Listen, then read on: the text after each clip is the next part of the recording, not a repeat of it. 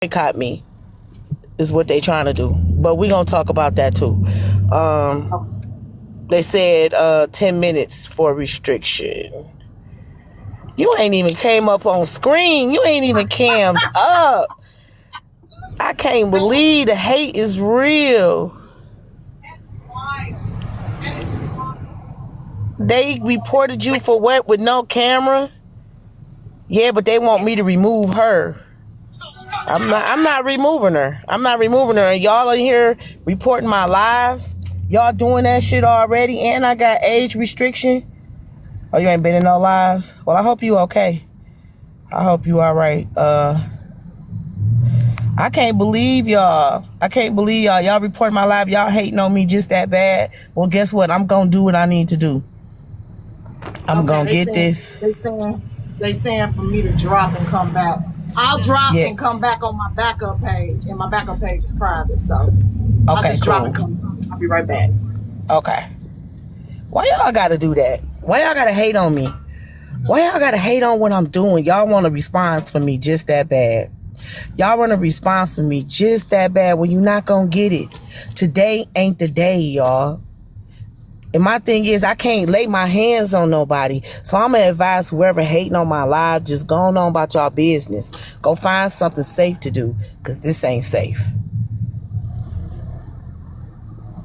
Yeah, that's because you ain't been on here yet. People don't want me to have these interviews. They feel like I stole the interview idea. But it don't matter. I'm going to do what I got to do. I'm going to make my brand and move on. And keep moving and striving and all this other stuff. But the fact that y'all just lied and said she was consuming something and she didn't even have her camera on is weird as hell. Y'all weird as hell. Like, how y'all trying to control somebody's platform? Why would I have a restriction on my stuff already and I ain't even did nothing? Live visibility restricted for 10 minutes. Your live is not eligible for a recommendation and restricted in search results for the next 10 minutes because Kappa may have shown risk connected to trading or using tobacco. Why y'all gotta be lying? Why y'all gotta be lying? Thank y'all. Why y'all gotta be lying though? Just to stop our conversation, and it's not gonna work. It's not gonna work. It's not gonna work, y'all. I'm trying to focus on my interview. I'm trying to focus on my interview.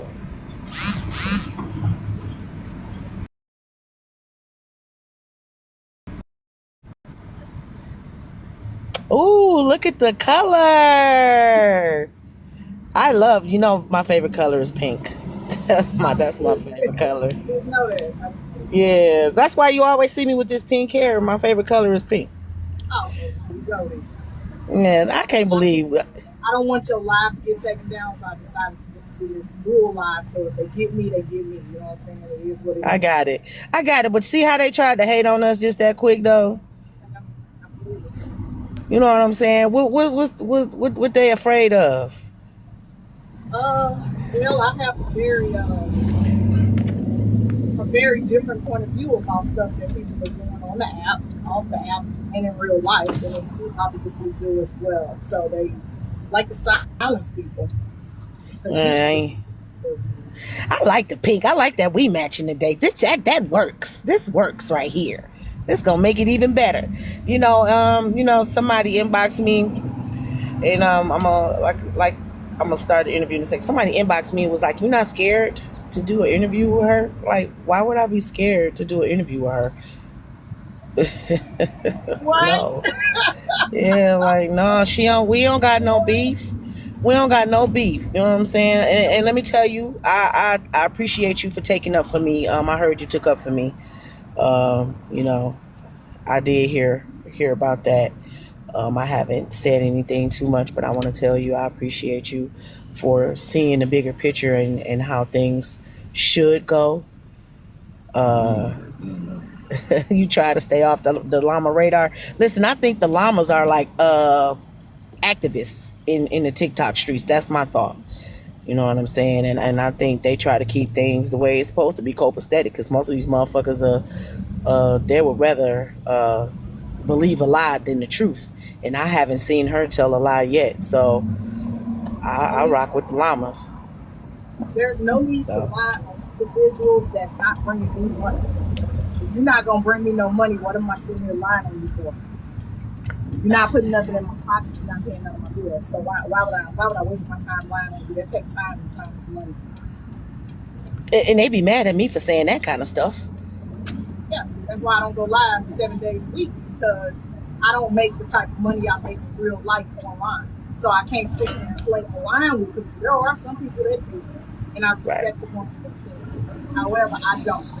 And I ain't got the energy to put into trying to get to that point online. There's so many other things going on in this world. Hey, everybody that's coming in, I'm doing an interview with Friends with Attitudes. So click the follow Yeah. over there to find her name. Welcome in, everybody. Welcome to the ADHD Live. Today I have Cappadappa, the strong woman on this app, the truth holder, and the leader of the llamas, y'all. Y'all know who it is. Y'all probably didn't expect for me to get this interview, but I did. I Ah, don't grant interviews traditionally. That's why thank I've you. never given an interview online.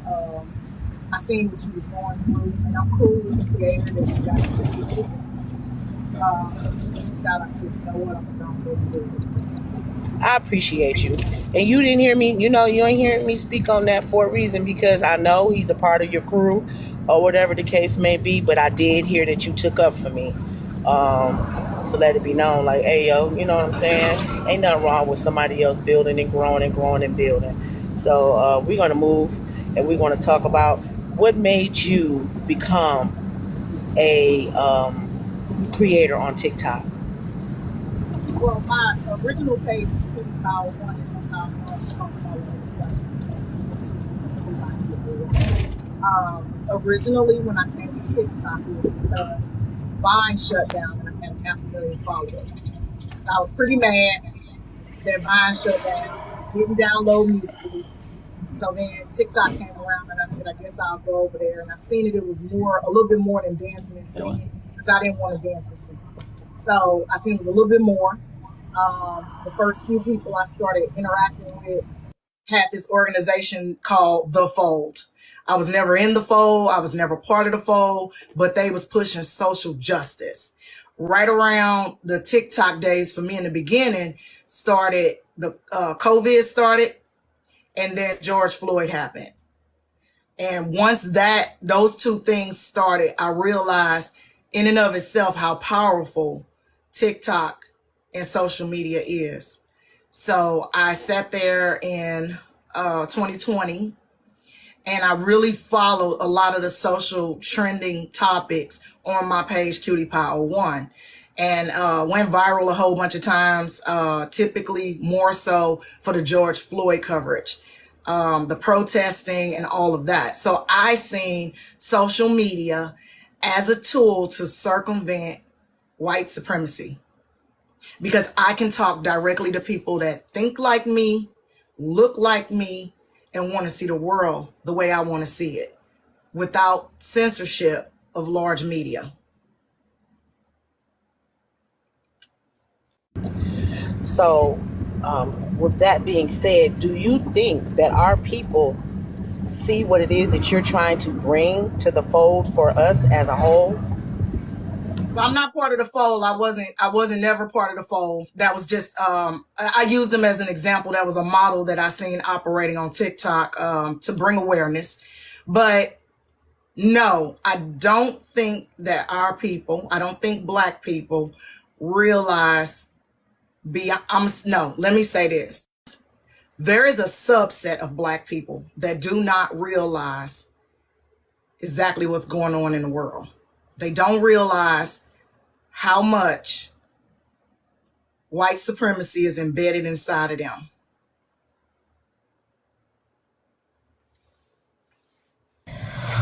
Okay. So, with that being said, I would like to know how you came up with the idea of the llamas. Okay. So that's pretty straightforward. There was a woman on this app.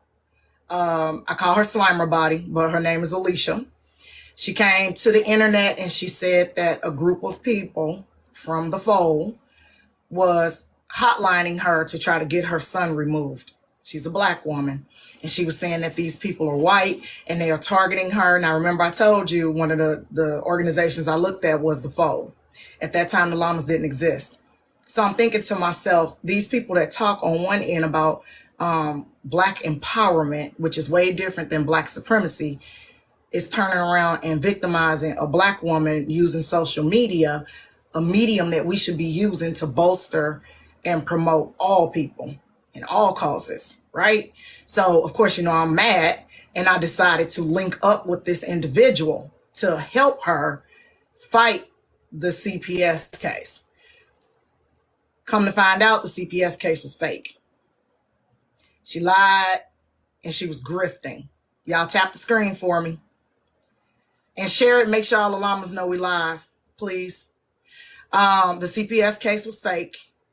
The point of the reason why she wanted to use a CPS case and her child was to garner money and sympathy and attention on the internet. So she was a mass reporter. She's one of those people that like to go around and report people pages, report people content, report the lives. I didn't really go live. I never went live. I actually never went live. I started going live with her just to kind of boost her page to get her to the point where she could tell her story and all of that. When I found out it was a lie, one of my pet peeves that activate me is if you lie to me, if you mislead me, and if you weaponize your color. Okay? I don't believe in protect black women. I don't believe in anything other than protect children, the elderly, and the disabled.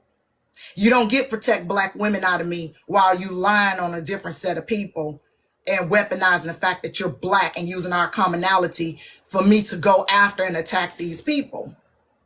Because see, now I got to come for you.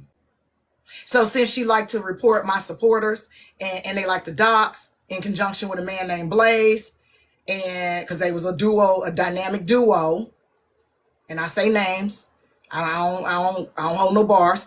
They was a dynamic duo, doxing and running people criminal charges, attacking black people, attacking the LGBTQIA community. My people that lost their pages, I woke up and it was like 10 or 15 people had lost their pages from her sitting up all night reporting people.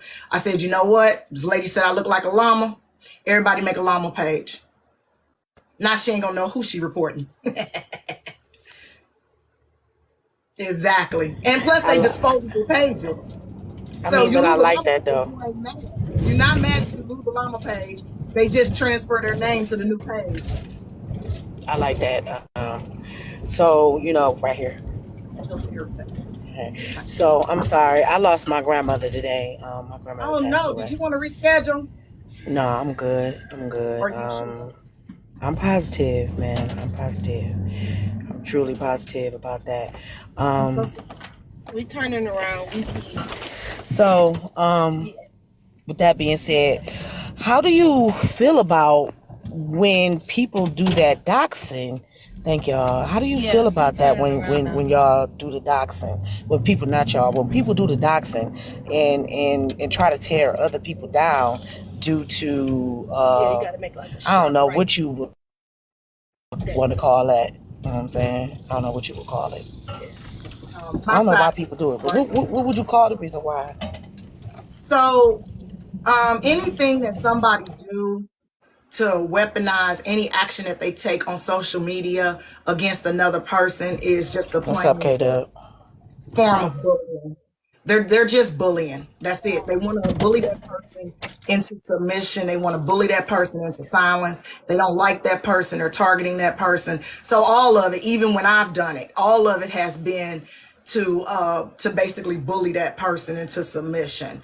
I believe that in some instances, like I live in Illinois, so it is now civilly and also up to criminally punishable for doxing somebody, and that's whether they live in Illinois or not. I've had people try to dox me. I've had people cook up paperwork and say, this is me, this is what I'm doing. Me personally, as it relates to me and my background, I don't have a criminal background like that. Have I been arrested? Yep. Have I faced charges? Yep. Because I beat a heifer down into the ground. So yeah, most definitely. I don't care because they can't touch my money. Now, for other people, when they get at them, they getting at their job, they getting at their resources, finances, spouses. That they can't do that with me because that doesn't exist in my world. My husband doesn't do social media. My kids do, but they keep everything on private because they think everybody creepy anyway. My extended family ain't gonna do nothing but curse you out. So it's like impenetrable. I'm self-employed. I own rental properties. I own a business. I own a couple of businesses. There's nothing for them to do. I mean, you know, you go to one of my rental properties, I'm sure one of my tenants will stick that fofo in your face. You do what they got to do.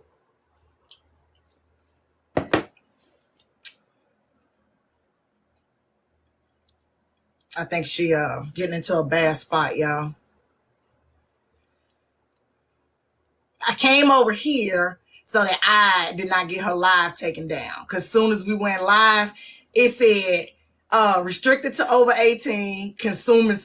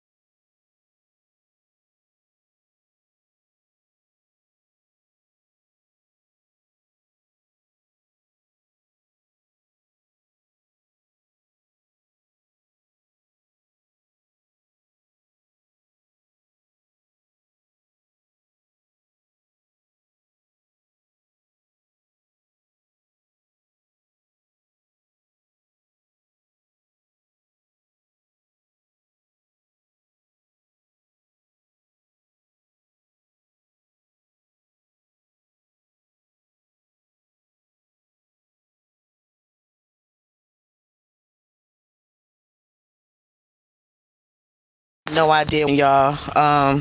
Something booted me out real quick. I don't know what y'all doing. Why y'all doing that? Like, come on now, y'all. Y'all gotta cut this out. I am trying to do this interview. I know a lot of y'all don't want it done because of the person that it is, but y'all gotta chill out and interview with this young lady. I know y'all, whoever it is that's doing this, man, y'all gotta cut this out. Y'all gotta cut it out, y'all.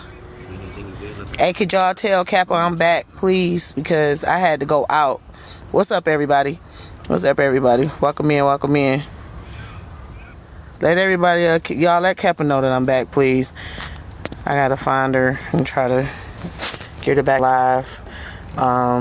This is ridiculous that y'all feel like y'all need to try to control people platforms like this for people not to be able to have what they need to have for their platform. Like, y'all gotta chill out, bro. Thank you. Like, y'all gotta chill out. Thank you. I appreciate y'all. Hey, let Kappa know that I'm back on. Like, y'all really is truly messing up my interview for me. You got some time. You be straight. Handle your business. Okay. Yeah, because that's easier. You okay. You manage your audience. Okay. Thank you. Hey, Al. Y'all gotta understand, like, when people doing business and running a business, a lot of y'all don't have a business. When people trying to run a business and do what they do, y'all need to chill and let people do what they do. Y'all not making this comfortable for me. Y'all doing too much. That made no sense. Now y'all done kind of got me booted out of my interview. Now I gotta try to get her back.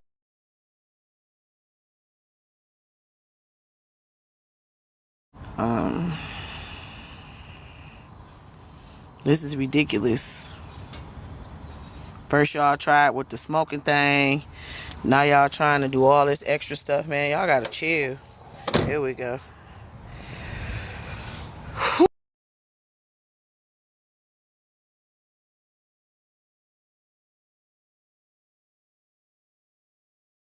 Whew.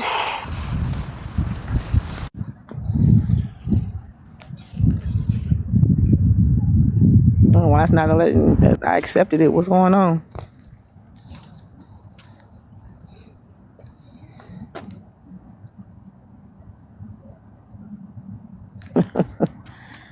It's frozen on me. I thought, no, the live ain't ended, but they really pushing it. They really pushing it though, Meek. These folks do not want this live to happen. They do not want this live to happen, baby. I don't know what's going on, Caps. I accepted it. Yeah, they don't want this live to happen. Can y'all hear me? Yeah, they don't want this live to happen. Why y'all, what is going on? Yeah, they gotta be reporting because they don't want the live to happen. Kappa said it's your service, it disconnected. No, it ain't my service. I got good service. I got T-Mobile. This ain't Metro. I got T-Mobile. And I'm outside too. I'm trying to get Kappa back over here, y'all. See, ask Kappa, can she come over this way?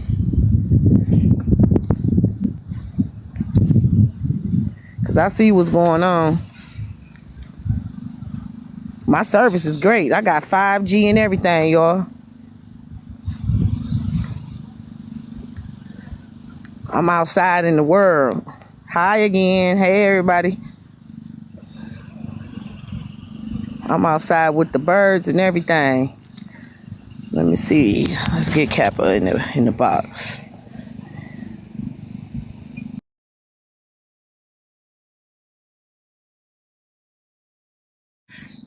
I might have to turn this light on. Yeah, Kappa, I got T-Mobile, girl. I ain't on Metro PCC. I don't know. It wouldn't. So I just said, let me just go on, come over here. Oh, they reporting. They for sure reporting. Oh, yeah. Oh, yeah. They don't want this to happen. They don't like the fact that we matching. They don't like none of this. They don't like none of this, man. So we was on the young lady who was causing friction and problems, and how y'all came up with the llama conversation and everything. So, and then we was talking about the doxing. That's what it was, the doxing. How does that make you feel when our own people feel like they need to expose other people in order to, hey, what's up, cuz? How are you? I'm good. You all right? Yeah, I'll be right back. I'm about to grab the food. All right. Oh, I know BT, but I'm doing the interview. I know you came to speak. You need to activate these comments though for these folks that want to come over here talking about hooves. I don't know who that was, and you know that I had to ignore that girl. I don't know what's wrong with these folks, but the doxing with our people, like, why is it necessary for our people to do that to each other? So those aren't our people. That's the first thing. Keep that in mind. Okay. Because you have our people that don't want to cause no harm to anybody else, right? And then you have black people that look like us, that talk like us, that can infiltrate us. They're not our people. So if you think about the Black Panthers, who did they use to infiltrate? Black man. You think about the movie when they BOMB that apartment building in Philly. Who did they put out in front to say, I take responsibility for this? A black man. When you think about the guides that they used in Africa to guide them through Africa, to capture other black people. Who did they use? Other Africans. That's what supremacy does, is it make you feel so ingrained in it that the wrong that you're doing feel right.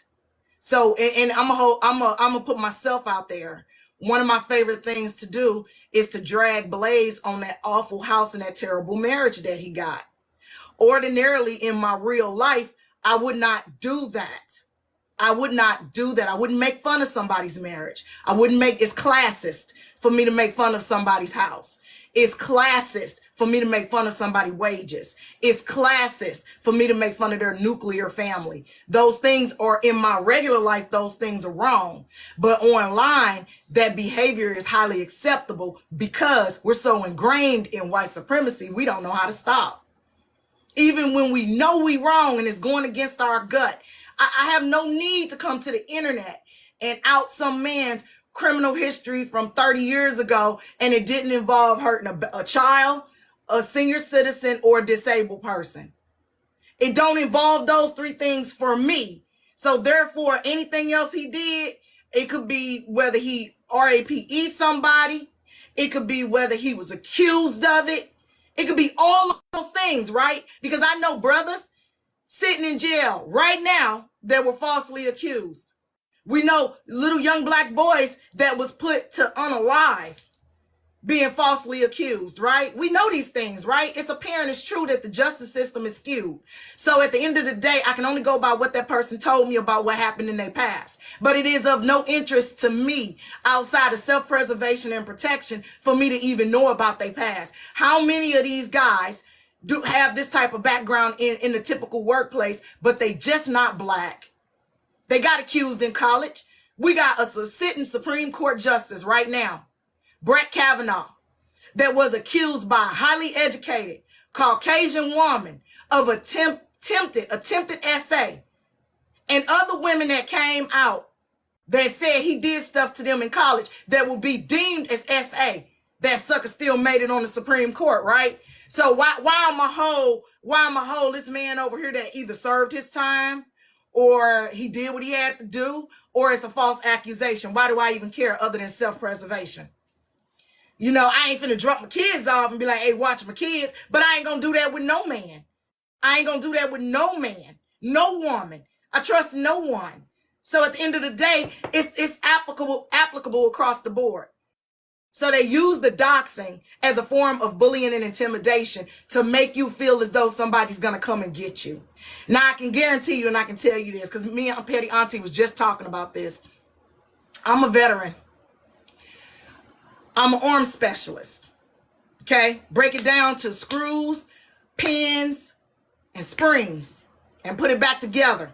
I build my own. You can pull up if you want. But it's my job to make sure you roll away. And I'm sending you to the corner. That's it. What's understood never needs to be stated. So somebody like trying to find my address, trying to find my location, trying to find me, none of that stuff bothers me at all. And if I get a phone call from every family member that I actually care about and they upset and crying, whoever I'm into it with at that moment, I'm going to erase your lineage off the face of this earth. That's a guarantee and a promise. Say what I said. I lived a long life. I'm almost half a century old. And I'm worth more unalive than I am alive. You do the math. Yeah, hey, that I don't got nothing to say. You gotta take care of your business for people doing that kind of stuff, because what do you expect when people think that they can get your whole situation and you pull up on somebody's house? You're gonna get what you got coming to you. You know what I'm saying? But let me tell you something that I noticed, though. What I noticed, friends, is when people feel with their heart and they express emotion and they express vulnerabilities and they express the desire to have somebody treat them well, they weaponize that against you on this app. So, like, for example, people view, let's say, per se, crying as a weakness. Me, myself, I know when a black woman is to tears, that it's time to clear the room. It's time to go ahead and go. Go ahead and move on. Because them tears are tears of being afraid. They not white woman tears. They black woman tears. They I'm, tears of anger. They're tears of disappointment. They're tears of I can't believe you did me like this. They represent all that you can't put your hands around somebody's neck and say to them while you see the life leave their eyes. But see, that's the point. That's what they want to see from you. That's what they want to see from people like Miss Nitra. That's what they want to see. See, they know they're not going to see it from me because I do not care if you live or unalive. I do not care. Literally, people was like, oh, that's so wrong making fun of this lady that passed away. Fuck that hoe. She dead. I ain't bringing her back. I wouldn't if I could.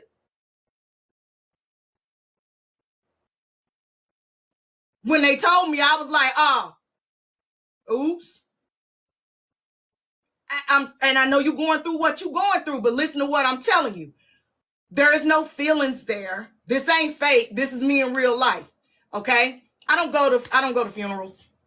I don't go to wakes. I don't do that stuff. Because if I was gonna celebrate you, I would have celebrated you while you was here on this earth.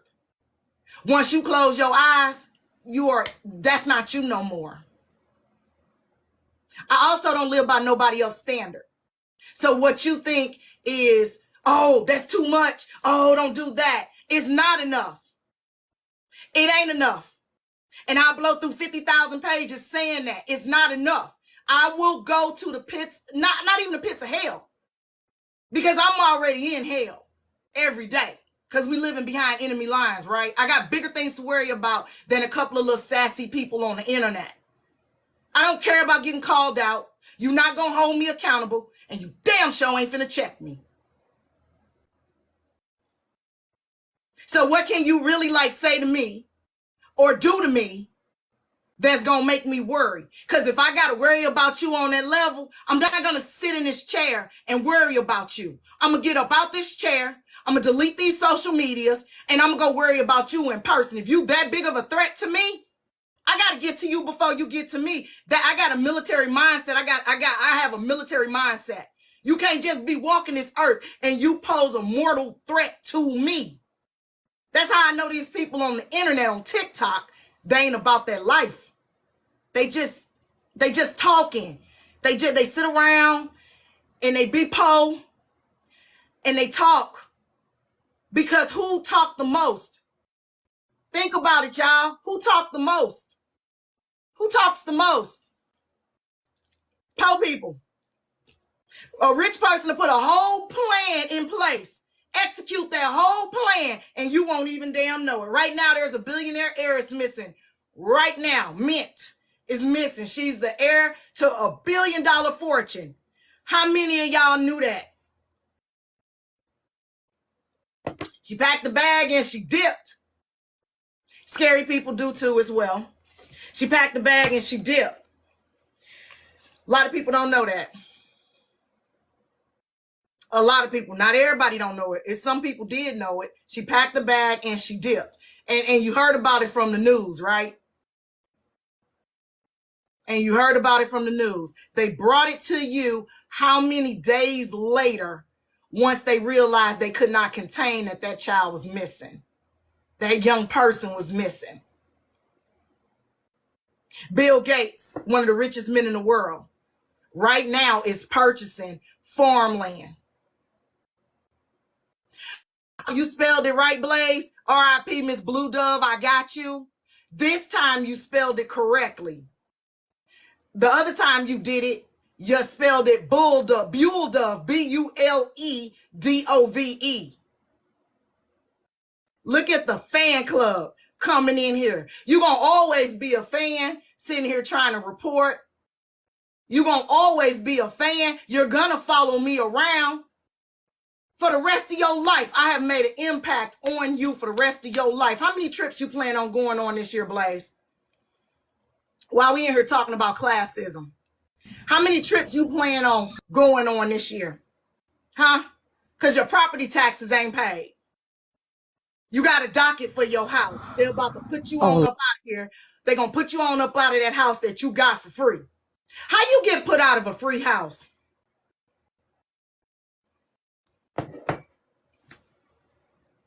How you get put out of a free house? Here's a house. Take it for free. All you got to do is pay about $80 a month for 12 months. Can you handle it? Yeah. Then what do? Proceed on to not pay it. Now, I have a request. Blaze irritates the underneath of my a-hole. I would like for him to be muted for the entire live so that I can concentrate on you.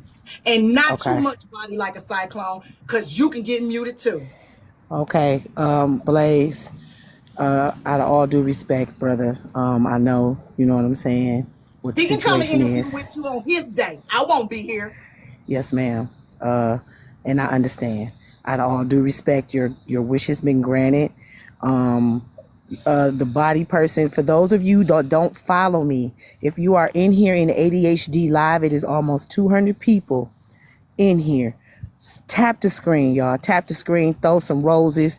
Make sure y'all give my guest her gifts. Make sure that you give the host, but most definitely tap the screen. I am at 17K. I should be higher than 17K. And y'all in here, please tap the screen. I respectfully ask y'all to tap the screen for a reason, please. No disrespect. I just wanted to listen to. Oh, you don't have your own. You can listen to the interview, but let's be respectful down there in them comments. Let's make sure that y'all are respectful down there, please. That way you won't be muted. And please don't disrespect my guests. Make sure y'all tapping the screen, please. Please tap the screen. Tap the screen. Tap the screen. Thank you, TT. I love you. Y'all, please respect my guests. Please, please. Like I said, please give the host and give the guest. Tap the screen, y'all. Oh no, I gotta make sure. I gotta make sure y'all get some. I can't get my gifts off. I can't exchange them because they want my ID, and I ain't giving them my ID. So give all the gifts to her. Oh, thank you. Gifts. Yeah. Oh, but I like to pay my guests that way. You know what I'm saying? I wish it was a way that I could give everybody a $1,000. Blaze, just be respectful, Blaze. I see you in here on your backup. Just listen to the interview. Please don't disrespect her. Thank you, because I'm not gonna let nobody disrespect you. So let's be respectful, y'all. Y'all tap this screen, y'all. Ask yourself why somebody claim to not like somebody, don't do nothing but chase them around the internet. I got stalkies. I call them stalkies. Yes, it's giving stalking. I call it stalkies. I call them stalkies because these are a lot of the questions that I ask. He got, okay, that's fine, but I need everybody to tap the screen to get me to 10K. Everybody go follow me, get me to 5K. That's what I'm trying to get. I'm trying to hit 5K. I'm not worried about nobody else's followers. I'm worried about my followers. I'm worried about my gifts. I'm worried about my taps. I can't worry about nobody else. So y'all, everybody, make sure y'all follow me. I'm trying to get to 5,000. But y'all make sure that y'all tap the screen. For those of you that do not follow me, y'all will be muted if you're not tapping the screen. I have given my mods they situations. They know what it is. So y'all make sure y'all follow me, tap the screen, and do what y'all need to do that y'all would do any other time. But okay, Kappa, so let me ask you this question, right? Now, I see that we have all these discrepancies amongst the app. Why is it that our people, and you say they ain't our people, but let's do this. This color. Why can't we just get on here and get what we need to get and get off of here and not be so controversial? Because misery love company. So I'll give you an example. You have somebody that's on the app living a pretty decent life, married, kids, house, got their stuff going on. They come on the app. It's a supplement to their life, right? In contrast to that, you have somebody that they transient in nature. They got a terrible home life. They ain't put no stock or stake into their life. They want what you got, but they don't know how to get it. They don't want to work for it. They don't want to do anything for it. They just want it because they feel entitled to it. Like, for example, if you want to live in somebody's residence, right, you either have to pay a mortgage, buy a flat out, or pay rent. Those are the three main ways to get into somebody's residence, right? You fail to do one of those three things, what's going to happen? You're not entitled to that spot. You're not entitled to it. You're going to get put out. That's the simple mathematics behind things, is that people they live in this microwave mentality. I should just have it just because. And then listen, they may not necessarily want exactly what you got, but they just don't want you to have it. We have to understand that there's a certain element of Black people that just because they look like us don't mean they are us. All skin folk ain't kin folk. They are tribalistic in mentality, and therefore, if you're not us, then you are them, and them is open season to attack. That's why. Because it's ingrained in us. Right now, there's a big old huge debate going on TikTok. UK Black people versus the United States Black people, right? But my main question to that debate would be, where in either one of those destinations can you go where you're not over policed? Where you're not discriminated against? Where you're not mistreated? Where you're not criminalized? Where you're not sentenced 20% to 40% higher than your Caucasian counterparts? So do they really want you in either place? Why are y'all fighting over the block that your mama renting? We renting over here in the United States. Why you think you never get done paying your property taxes? You pay them as long as you sit up on that property, whether the house paid for or not. You are renting. Same in the UK. All they did was expand from the UK to the United States because aristocracy is in place in the UK, right? Which means you can only be an aristocrat through blood. There was no open opportunity to evolve better, okay? They came to the United States and they brought half of what was believed over in Europe over here. We still have an aristocracy. It's just not bonded by blood. It's bonded by finances. It's still the same system, just a different shakedown. So at the end of the day, these Black people believe that they are doing something that is productive for the Black community when they attack, destroy, slash, and dash other Black people. They don't necessarily want what you got, but baby, they just don't want you to have it because they don't believe you deserve it, even though they did nothing to get it. That's their plan all along. It was just an expansion. That's it. And now that you have explained that the way it need to be said, because some truth need to be told, right? Yeah. Why are people more okay with believing a lie than the truth? Lies make you comfortable. I have watched creators sit on this app and lie for years about topics, the same thing. Lies make you comfortable. The truth is uncomfortable. The truth is rugged. The truth make you examine yourself. The truth really, it's like a thorn in your side. You can't escape it. People are delusional on this app, okay? There is no way, me, myself, personally, I'm not built like this. I could not sit here on this app knowing that I got glaring issues going on in my real life off this app that I have not addressed. So like, for example, if my electricity is about to get cut off, right? I know I ain't paid my electric bill in like 3 or 4 months. There's no way I'm gonna sit up on this live with you when I could be out here working a legitimate job or doing something. Could you say that again? Could you say that again? People are delusional. There's no way that I would sit up on here with you knowing I got glaring real life situations going on that I need to leave you here and let you do your thing and go out here and take care of my business. Taking care of my business is the most important thing I could ever do because you're not going to do it for me. Okay, so the only reason why I said repeat that. Let me add one more thing. Let me add one more thing. When you see the superstars of TikTok and they getting, and all this money is raining down on them, right? They're getting dinosaurs and galaxies and all them other big old gifts and stuff like that, right? There's another subset of Black people that was raised with a Caucasian mindset by Black people, right? Those are the self-deprecating Black people.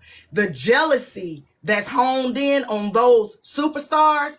For example, we'll take it off TikTok. LeBron James, Michael Jordan, some of the greatest athletes of our time, right? They all got, you can go to any story about them and read self-deprecating statements made by people that look like them. Because that goes all the way back to colonization and slavery. Do you know what a trustee is? A trustee was given a pium and told to watch over other enslaved individuals. And if those people tried to run or do anything against what master wanted them to do, they had full authority. You know what else they did? They brought out the biggest, baddest buck, and they would break him, and I'm not going to go into that. They also used the disabled slaves. They would use them and put them in a position of power because they weren't able to physically do the work, and put them over other black people. So it was taught that these field black people are subhuman, but you a little bit more than that. And then you got the white overseer. Even though you don't got nothing, even though you poor, you this, you that, you don't own no property, guess what? You still ain't black. So that subset of black people, they work to be more like their white overseer than they work to be like you or I. They cannot even identify with us. Because at the end of the day, we are ghetto, we are ratchet, we hoochie, we this, we that, because you got pink hair and I got pink hair. We loud, we the ones that will revolt. We the Nat Turners. We the ones that ain't gonna take it. Those black people are repulsed by us because we exist, because our bloodline existed, but so did theirs, and so did Masters, and so did the white overseer's bloodline. We all still here to this day. So everybody playing their part. It's a puzzle, baby, and it's all called white supremacy. Hey, Let me listen. add one more thing. Hold on. Go ahead. I'm gonna mute up. I'm gonna let you talk. I'm gonna let you talk. These black men that run around on this app, perpetuating verbal violence against black women and black families, putting people information out, putting people criminal records out, doing this, doing that.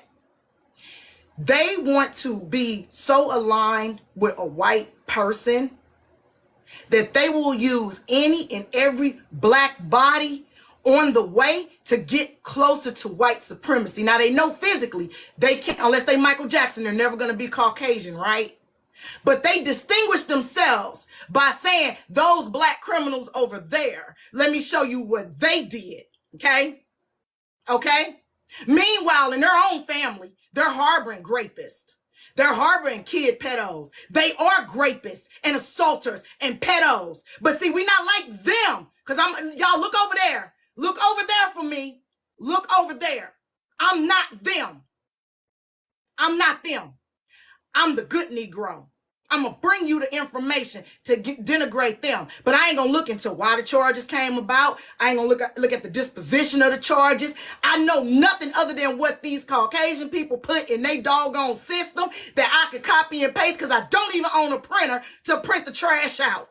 Okay? I'm going to use a phone where in the Congo and in Africa, our babies are being unalive for natural resources to make this phone.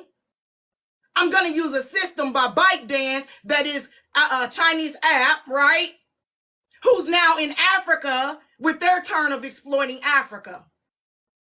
I'm going to use a system put in place that the United States don't even want here to attack somebody that look like me, because I identify with them and them more than I do you. Because if I had to identify with you, then that means I would have to admit that I have the struggles. I would have to admit that I'm not rich. I would have to admit I'm not the king of TikTok. I'd have to admit that I am but a regular person. And you see, I have to feel better about myself, at least on the internet, because in real life, I ain't shit. Why we say that at the same time? Why we say that at the same time? If they could read lips, I'm sure they saw that I said, because you ain't shit. You get what I'm saying? So why come on here and act like you bigger than whatever it is that you are in real life, because you got to put on this facade for everybody to like you? Like, I don't want to be liked. I would rather be your villain any damn day. So that's another thing. Why do these men, we're going to talk about that too. Why do the men on this app feel like they need to oppress women like us? Well, so, you know, I'm real cool with King of Hearts. And what I found myself, because I don't have an oppressive... Hold on, Dapper. Listen, if y'all don't follow me or y'all not tapping the screen, my mods will mute you for the rest of the live, because y'all have to learn to contribute to good conversation. And I ain't talking to the llamas, but I'm talking to those that don't come in here regularly. Tap the screen, throw the gifts, tap to tap to tap. Thank y'all. I appreciate y'all. But y'all come in here and y'all say, oh, I'm tapped out. Well, then you listened out too. So, okay, go ahead, ma'am. what I have come. So I'm real cool with King, and King has a criminal history that was put out by another creator. Well, he actually put it out to say, hey, this is me, but the creator was eluding that they were going to put it out, right? And in that history, he got violated for a child abuse charge, and he had DV charges. So instead of ostracizing that gentleman and saying, you know what, you got this in your background, I'm not finna deal with you, what I did was I sat down, because we are prolific, you know whaters. I sat down and I went and I looked at everything. I read all the court transcripts, everything I could put my hands on, because he live in a state where all of that's available. And I went and I looked at his family, and I looked at what they had going on, and I have a different take on things that happen to black people, because I know our biggest culprit outside of self-hate is poverty. And I had a conversation with King, and I said, what was your childhood like? And I'm not gonna put his business out there like that, but he told me he's seen some things in his childhood he probably should not have seen. With that being said, I realized that they set us up, and I realized this a long time ago. I've been doing this since my 20s. They set us up in a cycle of poverty. We call it generational curses. It's not. What it is it's a cycle of poverty. So when you put a whole bunch of impoverished people around each other that is literally fighting for resources, and you have no resources, you're going to have the you-know-what dealers. You're going to have the people with the basketball dreams. You're going to have the people with the modeling dreams, the singing dreams, the this, the that, the this, the that, right? They have no resources. The local community college is over 30 minutes away. They don't have a car. The jobs are not in their area. You can think of right now in predominantly black areas, what you got? The Chinese restaurant, the Asian hair store. You might have a barber shop, which requires you to have a license to cut hair, your own hair. And barbers don't typically do chemicals. You got a beauty salon that might be black owned, but you got to have a license. So in order to work on even your own people hair, you got to go to them and ask them for permission to work on your own people hair. If I redo your hair, friends, with attitude, right now, if I take your hair down, perm it, put your color back in, style your hair, put your tracks back in, I could go to jail. You could sue me and I can go to jail. It's a small jail, exactly. So what I realized what they did in the 70s, the 50s, the 60s, and the 70s, they didn't want us in their communities. So they built these projects. They gave them to the mothers and told the mothers, eventually the daddies, the husbands of the house could not be in the house with them. We'll give you welfare. We'll give you food stamps. We'll give you medical care, but you got to kick your man up out of the house. So then we had a whole bunch of single mothers raising these boys. With that came the introduction of somebody else's daddy into the house, somebody else's husband into the house, somebody else's man into the house. And what typically happens when you have somebody else's something in your situation is abuse occur. How many of our babies have we seen on the news where the mama's boyfriend unalived the child? It's very rare to see the actual daddy, the actual father, unalive the child. So then it's systemic. So then they sat there, they started weeding out welfare. Remember they had the two black women signed with Clinton? Remember, y'all love Clinton, right? Y'all love Clinton. Everybody love Clinton. Clinton eat pork chops and fried chicken, and he played the sax. So he the best thing to a black man. Let me tell you what Clinton did. Clinton privatized the prison system and sold your social security number to that prison system. Better look into it. Remember RoboCop, OCP? OCP, look up and see who is the largest holder of prisons in the United States. And then y'all come back and tell me. Remember that logo? Yeah. So he sold you to the prison system. He sold your kids to the prison system. He particularly sold your black sons to the prison system. They needed to fill those beds in the prison system. And if they are not filled, guess what? The state or the feds have to pay for every unfilled bed. Period, point blank, because we are going to make a profit. So they put in laws. So what they did was they redistrict. They put these big old projects up, O block. They put in laws.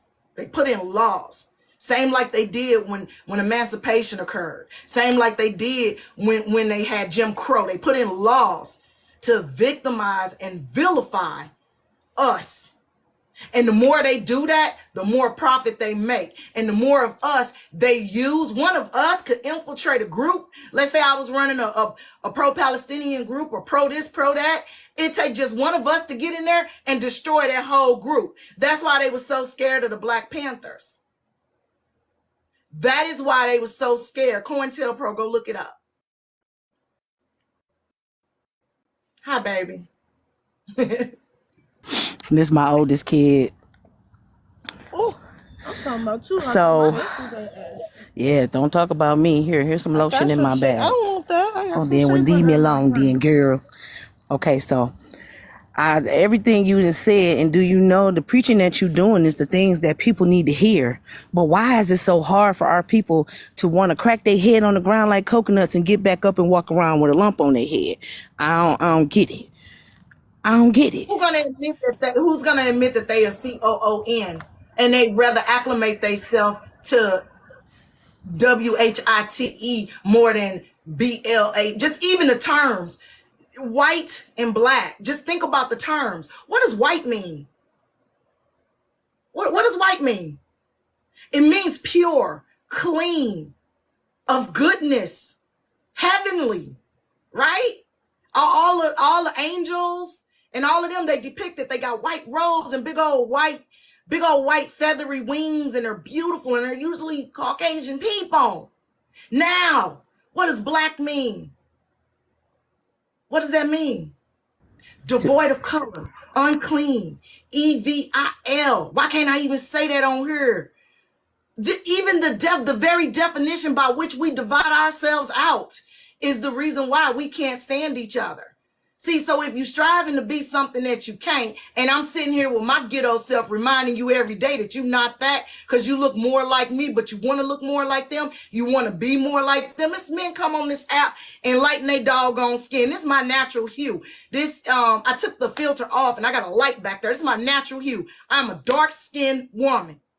It is men that come on here and lighten their skin as black men. COON. Okay? That's why, because they much rather be like Matthew and Isabella than they would Tyrone and me and you. Man, listen, you touching on some topics today that most people don't even, you know what I'm saying, won't touch on, period. Why? Because they scared to talk about it. I don't understand why they scared. Yeah. You know, I want to see, I want to say the word, but you know, I got worried about my platform. I be trying to do good customer service. So that's another question for you, because the conversations you have are so controversial. I see that you have drag talk, right? What does drag talk represent? So drag talk came about because when I was over there with the lady Slimer Body, because I'm never not going to call her that. When I was over there with Slimer Body and 3 front teeth, that's in your live, I met a woman named Closet Talk 101. 3 front teeth. You know what? I'm going to leave alone. I met a woman named Closet Talk 101, and I already knew a man named I Speak 1906 from that Cutie Power 1 page. There was another woman accusing those 2 individuals of essay. So at the time, Slimer was with Closet Talk 101, right? Defending Closet Talk 101. So the whole little crew was over there with Closet, supposedly. It's a long story. It's too long to kind of like get into it in the middle. But in a nutshell, when we all split, I ended up going with Closet Talk 101. I seen them. So, for example, I have been called a P3DO on this app. Okay. People have said that my husband has a child out of wedlock. People have said that my husband's cheating on me. People have said all kind of stuff about my personal life, right? The reason why I don't really address it is right before if TikTok go away, when TikTok get ready to go away, if I'm still in the mood to do so, I'm gonna fully dox myself. I'm gonna show my marriage license, and I'm gonna show my name, and I'm gonna show my married name. Okay. So I let them run with whatever they think. Doesn't bother me. You think my husband got a baby out of wedlock? Cool. You think I pay his child support? Cool. I got the bank, the guap, and the knot to do so. So, I mean, you just really saying that this black woman's so powerful. That she got the bank, the knot, and the guap to pay for her man, I guess he would be a kept man, illegitimate baby. And I'm sassy, I'm well aware of myself, and I'm woke. That don't flow. That doesn't flow. But at the end of the day, if I was a step parent of any kind, I would take care of my stepchild the same as I do with my children. Because it's about those kids making it to the future. It's not about my pride or my ego. That's like a really stupid argument. And anybody that naturally have beef with somebody else's children that they don't have with them, I can't rock with you because you are hampering the future. It doesn't matter how that little child of color came about. If you ain't pouring into that child, you trash. Period, point blank. But anyway, go ahead. So, and I agree with you. I totally agree with you. Nothing you've said so far do I disagree. Maybe because it sounds a lot like me. So let me tell you why we got to this point. So the group of people that I typically target, which is why I stay in a real finite circle of people that I go after, they were massively bullying two individuals on this app. Anybody that stood up for those individuals, they doxed, they ridiculed, they talked about, they tried to intimidate, they tried to do so many things to anybody that stood up for them. Well, challenge accepted, bitch. Period. You not gonna bully me. You ain't gonna dox me. And you know what? The more I think about it and how calm I've been over 2 years, the better I feel about my growth. Because see, if this was old me, and I got all the addresses, old me would be sitting somewhere in somebody's county lockup. Older me, that know better, that know I'm just adding to that prison pipeline, know that there's a better way to do stuff. So I'll get you to court, hit you with restraining orders. Take them boys that you like to be like and put them on you. Since you want to be white, go play with the white folk. That's the way you handle that. See, they want you to do the bullying and the harassment and all that stuff. They want you to reinforce the stereotype that you are a NIGGA. They want you to do that. That's why these guys do that stuff. The more you whine about life, the more you cry, the more you're upset, the more satisfied they become with what they're doing to you. So, what does drag talk mean? Well, simple put, I'm the answer to the bully. I'm a bully. Always have been, and probably always will be. I'm sure I'll be in the nursing home throwing my bedpan and being mean to nurses and doing stuff, wheeling, trying to escape in my wheelchair. I'm sure I'm gonna be doing all that stuff, right? I'm gonna be that one patient with sundowners that don't want to sit down soon as 5 o'clock hit, right? So I'm the answer to the bully. You want to be a bully? I'm the bully's bully. So I come through and I embarrass them. You just need to tune in this weekend. I embarrass them at every chance I get. But see, the difference is while they lie, I tell the truth. See, every joke that I tell, every drag that I give, 80% of it is truth. 20% of it is embellishment to make you laugh. But it's steeped in truth. And that's why it makes them so angry. Because, like, how does she know that? Where did she get that from? For example, we got pictures of somebody's bathroom from 10 years ago when he was trying to cheat on his wife. And then I took the DMs that the young lady forwarded me because I ain't got nothing else better to do. And I framed him with him cheating on his wife. I'll get these to you. It's upside down. I'll get these to you. See, I do stuff like that. You know, you're not just gonna bully me or say stuff about me and I don't hit you back. But the thing is, I can prove what I say about you. You can't prove nothing about me. Because you got to get my name right first. And I'm just letting them wait. They marinating, baby. They marinating because when I come out, it's going to be ugly. And they're going to look stupid. I also took that same person's bathroom and put it in a picture. That's the trash can right there. I signed this picture. And somebody's going to win this and I'm going to ship it to them. Because you see, I am the bully's bully. You will not bully me.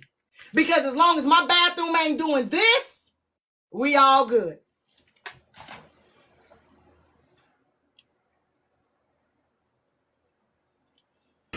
I am lost for words. I am so lost for words. And whoever you are, you need to go get you a bathroom garbage can. What's up, cuz? You know, they sell them at Family Dollar and Dollar Tree, yo. You can't be caught with the bag on the back of the door, man. Come on now, that ain't it. What the? Why you take my Bath and Body Works lip gloss and gonna give me your stuff? Ooh, kids. Anyway, Your granddaughter stole my Bath and Body Works is in her little frog purse. Oh Lord, these children. Every day, y'all see I'm dealing with these children. Jesus. She don't even deal with me every day, y'all. Today I dealt with your sister yesterday, not shoe today. Leave me alone. Anyway, I'm sorry, y'all. Y'all see what I go through with these kids every day. Y'all see the ups and the downs. See, and that's another thing. Why do they think that you are supposed to hide your real everyday life to appease them? Like, I deal with my kids every day, all day. Right. So, like when it comes to my family and stuff, I rarely put my family. So I got a big, I have a big IG page that's on private.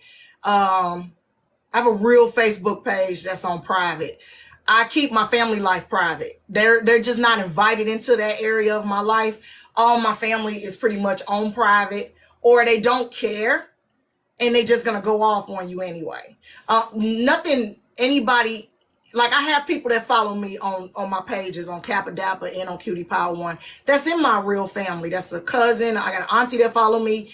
I got a couple of cousins that follow me. You know, they're just not going to get involved unless somebody put their hands on one of us. They're not going to get involved. They're just going to watch. So people want you to hide your real life, but they don't want you to hide listen, they don't want you to hide your real life, baby, because anything that they can use about your real life to weaponize, to try to attack you, that's what they're going to do. So it's best if you don't. No, nobody can come see the farm animals. It's best that you don't expose your real life because people will take that and weaponize that against you.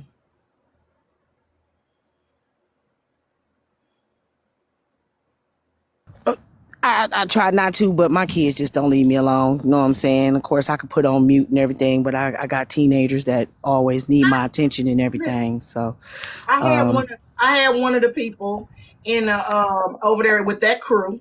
They took pictures of my children and created a Facebook page. And they thought that, they created a TikTok page. I'm sorry. And they thought that would move me, or they thought that would make me upset. And they posted it in a way that people was like, oh my gosh, those kids are so cute. That girl's so cute. That child's so cute. And they on there, thank you. It's one of them heifers that can't have no kids. And I just went on there and said, this not your child, this my child. And then I blocked them so that they could never get that comment down off that picture, because I'm petty like that. I don't care if you got pictures. I find it odd that somebody will hold on to pictures of other people's kids. I find it pervy that somebody will have pictures of other people's kids in their doggone phone and they have no general purpose for doing so. I find it extra pervy when somebody attacks somebody's kid that's not involved in no online stuff. I find that weird myself, but if you got to go there, you should have a very good reason for going there. The fight should never expand to extra family members, because I should give you enough just on me to talk about me. But if you go there, I'm not above going there myself, because I match energy. Sunday. Child, this one thing after another, Lord. It is creepy, Mr. LA. It's another form of intimidation. Everything on this app is intimidation. Everything on this app is trying to make you act the way I want you to act. Why do you think call out exists? Because I want you to act the way I want you to act. Why do you think accountability exists? Because I'm going to hold you accountable. Now, I'm going to ask y'all this. If I sit here and I say something that y'all don't agree with, how are y'all, list the ways that y'all going to hold me accountable? I'm just going to I'm asking y'all in the comment section. List the ways that you are going to hold me accountable. Logan is not innocent. Because Logan is the only one saying Logan is innocent. Can y'all list the ways that y'all can hold me accountable? Nobody can hold anyone accountable. Okay. They have to hold themselves accountable. No one can hold anyone on this app accountable. And I say it all the time, and people get mad at me. The only person that can hold me accountable is that person upstairs and myself. The only person that I pray to in the morning is God. So when y'all thinking that I need to hear you or be validated by you or you holding me accountable, I don't need that shit. And the reason why I don't do what people ask me to do on this app, I don't want to hear you because I hear myself. I don't want to listen to you because I listen to myself. I don't want nobody to think nothing about me that they think that I need to hear about myself because I talk to me. See, and that's another thing. That's why, whew, I'm so glad you touched on that. The validation on this app is real thick.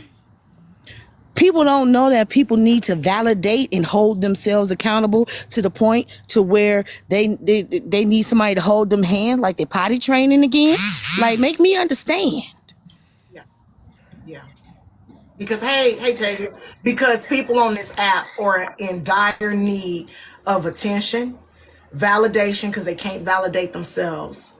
They want to be, it's like when you go off to college, the military, move to a different area and meet a set of new people, right? You literally can be anything you want. You can go, I can move right now to, let's say, California. I can get out there in California and tell everybody I was a New York fur trader or something like that, right? A stockbroker, whatever. I can tell people out there that I'm this great, wonderful thing because I can make up who I want. And so on the internet, when you remind people of what they truly are, they get angry.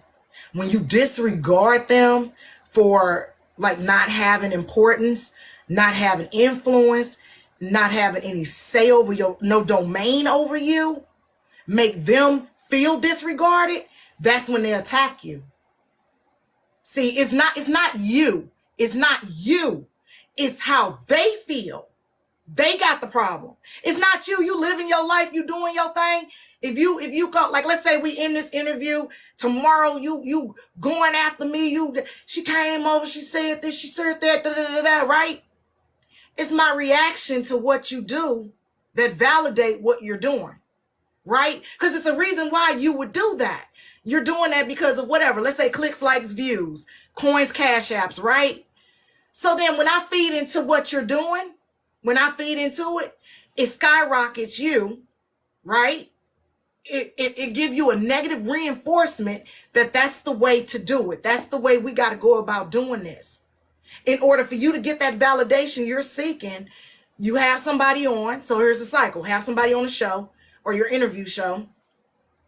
When they leave, with the next person, you attack them. It's playing out right in front of your eyes, except for they don't attack the previous guest. Why do you think the Shay Shay show is so popular? He got these outside of what, Cat Williams? He got these old washed up people to come talk to him at his crib. He's doing these at his crib, I understand, right? So he put together a little room. They sitting in there. He promoting that drink, and they sitting in there talking. And he got people that then wrote out questions that's going to make the person look very, very messy, filled with vitriol, right? Like they don't sit there and talk about how wonderful their accomplishments were, what all they've done, the keys to success. No, he unlocked the messiness. He unlocked the back and forth. Look at how many people responded to Cat Williams when Cat Williams was on the show. And so Shannon Sharpe is going to continue, follow along with me. He is going to continue to use that recipe. It's the same thing we do to people on TikTok. When people on TikTok are messy and nasty, right? And we all make videos. There was a lady called Vegan Teacher on TikTok. She was a prolific racist. Everybody made videos about this lady, right? She skyrocketed to the millions. Videos going viral. Then they started trying to take her page down. She kept coming back, page down, coming back, right? It's operant conditioning. You literally are conditioning your haters on how to get you to respond. And they're being conditioned on how to get the clicks, likes, and views that they need for validation. So when they come to TikTok and they like, I'm going to hold you accountable, and then you curse them out, and the views skyrocket, then guess what? They got the formula, and they're going to keep doing it. I know somebody on this app been trying to hold people accountable for a year, right? 2 years. 2 years. It ain't who you think is not who you think. 2 years. They've been trying to hold somebody accountable. Cannot break 100 people in their life. Can't break 100. I know somebody else came live. The highest that live was ever for that person, speak your truth, beloved, was when he was talking about the llamas. Because ordinarily, and I ain't got no problem with him, because he do believe in some Garvian things, even though he misapply them. It's him and him. No, he's a straight beehive. Beehive. Wow. With a tampon hanging out his butt. But it be him in his live, with him in the box, and he's telling himself to tap and gift. Right? And he's holding people accountable. You need more than you to hold somebody accountable. You cannot hold nobody accountable. But we got to stop, and myself included, we got to stop conditioning people to do this negative stuff to garner support, likes, and views. But a small subsection of Black TikTok is going to live and dwell in that swamp. And we're never going to be able to stop them. That's the ones that slap they weave like this, and do all of that stuff. And that's the ones where the men's is jumping in and out of everybody's DMs, doing all of that weird stuff, not taking care of their families. We're never going to be able to stop those people. So what we have to do is we have to isolate them and excise them from our typical daily routine. Okay, so now that we're saying that, hey, for the haters, what's going on? You all right, baby? Now that we're saying that, right?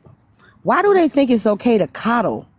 I don't care if it's a man or a woman on this app. Why do they feel it's okay to coddle grown adults? Like, at the end of the day, we are adults and we should hold ourselves accountable. But with y'all coddling them, they feel like they ain't done no wrong. Why do they feel like that's okay? Can I have an example, and can you use it in a sentence? Okay, let's see. Speak. We were speaking on Speak, right? We know that he causes issues and problems and go in people's room with that hollering and screaming. He even be in his own room hollering and screaming, and then he lies. And then when people check him, people are coddling him. Why is it okay to coddle these grown ass adults? At the end of the day, they gonna cuss, holler, and scream at you and call you all kind of names. Why is it not okay for them? What up, though, everybody? Why is it not okay for them to get the same treatment that they get back? Why?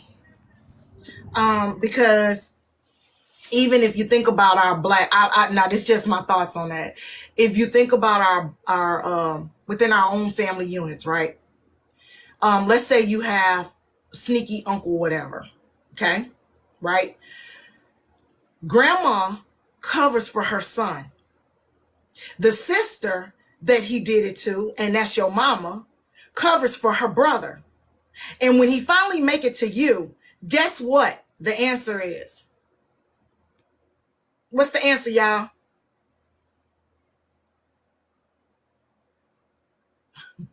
What's the answer? He did it to everybody. So traditionally, problematic Black men have always sought refuge behind Black women. Even when we were back in slave days and the problematic Black man smarted off at master or whatever, right? As a direct result, his wife or his sister, his daughter, his niece was probably assaulted soon thereafter, and he was probably whipped, right? And that woman who got assaulted had to put salves and leaves on his back to heal his wounds, while no one tended to hers. So we have, the Black male ego is extremely fragile. What do they tell you about Black men? Oh, don't ever make your man feel like he ain't a man, right? I know you heard it. Don't ever make your man feel like he ain't a man, right? What's the quickest way to make a Black man leave you? Emasculate him. Make him feel like he's not a man. Look at Good Times. James, right? Florida be like, oh no, don't do that. Don't do that. Don't get us in trouble. Don't get us kicked out. Don't go do that. James, they would have been out the projects if Florida had just let JJ and James loose to get them out the projects by any means necessary. We are unfortunately the recipients of the head of the household, a place that we didn't want to be. So there are Black women, myself included, that have been overly nice to problematic Black men because it was taught to us. It was taught to us. We're that generation, and we have to be aware of it. We're that generation, like I don't coddle like King. They say King problematic, but they also say I'm problematic, right? I don't coddle King. I don't be like, oh no, dog, no, King, please don't do that, please don't. I be like, dog, don't do that, man, dog. What you doing? Like, nah, we ain't doing that. Or I just won't be partaking in it. You see what I'm saying? With my own husband, I don't have to worry about making him feel like a man. When we had this conversation, I told him, baby, you ready mix. It's not my job to boost your self-esteem, period, point blank. And if you can live with that, then I can live with that. You do what you're supposed to do, and I'm damn sure gonna do what I'm supposed to do. And naturally, you should feel like the king of your castle. But if at any chance that I have to dethrone you because you messing up, just understand the queen can move in any damn position, and she is the most lethal player on the chessboard. And I will remove you from the head of the household. And we ain't had no problems in a long time. We ain't had no problems in a long time. You see what I'm saying? Like, that's it. Outwardly, you the head of household. I'm not going to go against my man in public, but these hoes on TikTok, them make my men's. It's not my job to make you feel good. It's not my job to rub your ego or rub your head. It ain't. And even if I'm going to give it to my husband raw and in the truth, I give it to my husband raw and in the truth. What make you think I ain't finna give it to you raw and the truth? I love him. Would you say that again? About you. Would you say that again? I don't give two hells about you. So why do I need to motherfucking coddle what I say to you and give you sugar when you feeding me shit? I'm not understanding that.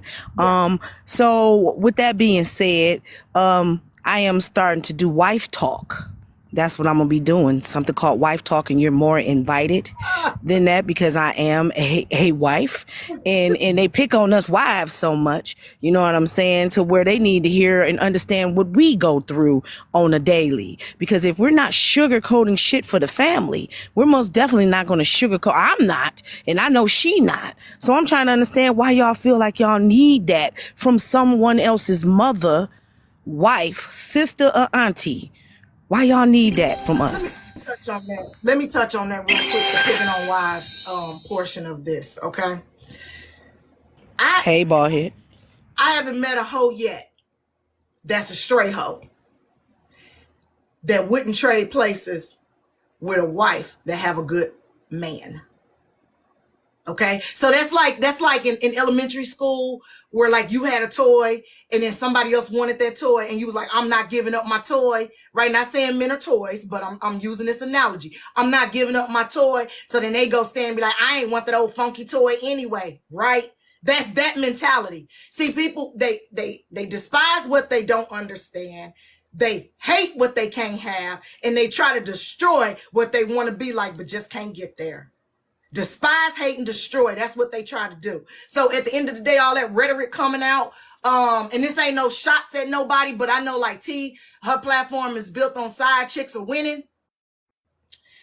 You can never win when that man closes his eyes and you inherit nothing. Let me say that again. Let me say that again, because this is why black women stay in perpetual poverty. That's an impoverished mindset, okay? When you close your eyes, if you go before me, right? Now I got my stuff together with my husband. Living will, trust funds, right? Assets, right? If I was his side chick and he closed his eyes, every single thing that I sacrifice within me to be with that man ends up going to his wife. Okay? That's why side chicks never win. Now, you're going to be listed as his special friend in the obituary, but baby, I guarantee you, you ain't in the will. So all them assets, all them things he got, the 401k, the savings, the stocks, the bonds, the cryptocurrency, all that he got goes to the woman that he laid up and talked to you as the side chick about and told you all his problems pertaining to the wife. You cannot win when that nigga closes his eyes and you still in poverty and the wife is living a good life with her side dude. That's not a win-win. That's skewed. Unless you talking about having a comeuppance because of your degradation to yourself. Because in slavery times, the black women was the mistresses to master. I'm not ever gonna put myself in a position to denigrate myself to be somebody's doggone mistress. I don't need a piece of a man because I don't need a man at the end of the day. But having a man is beautiful. But I'm not gonna take a piece of you, buddy, when you belong to another woman. But more so because I'm a financial mindset, I'm of finances. Your finances is going to go to your lawful wife. And I'm just going to be left with a whole bunch of illegitimate babies and a wet booty. That's it. Still in Sugar Tree Apartments. And this ain't no dig at nobody that, you know, whatever. Still in Sugar Tree Apartments with no comeuppance, no assets, no nothing. Now the wife, a lot of women don't know this. I'm going to tell you this because I've been married for a very long time.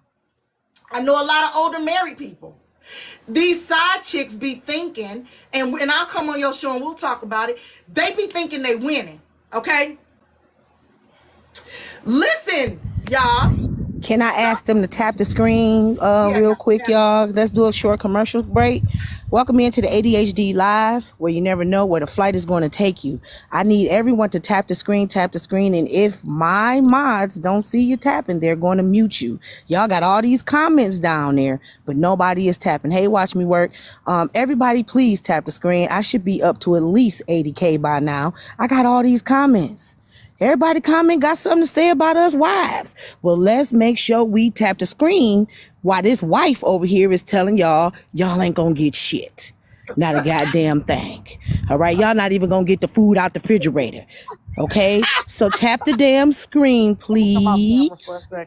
Okay, tap the screen, y'all. I'm gonna have my mods mute y'all because y'all doing a lot of talking, but I ain't getting no taps. I'm not understanding. Can we tap the screen?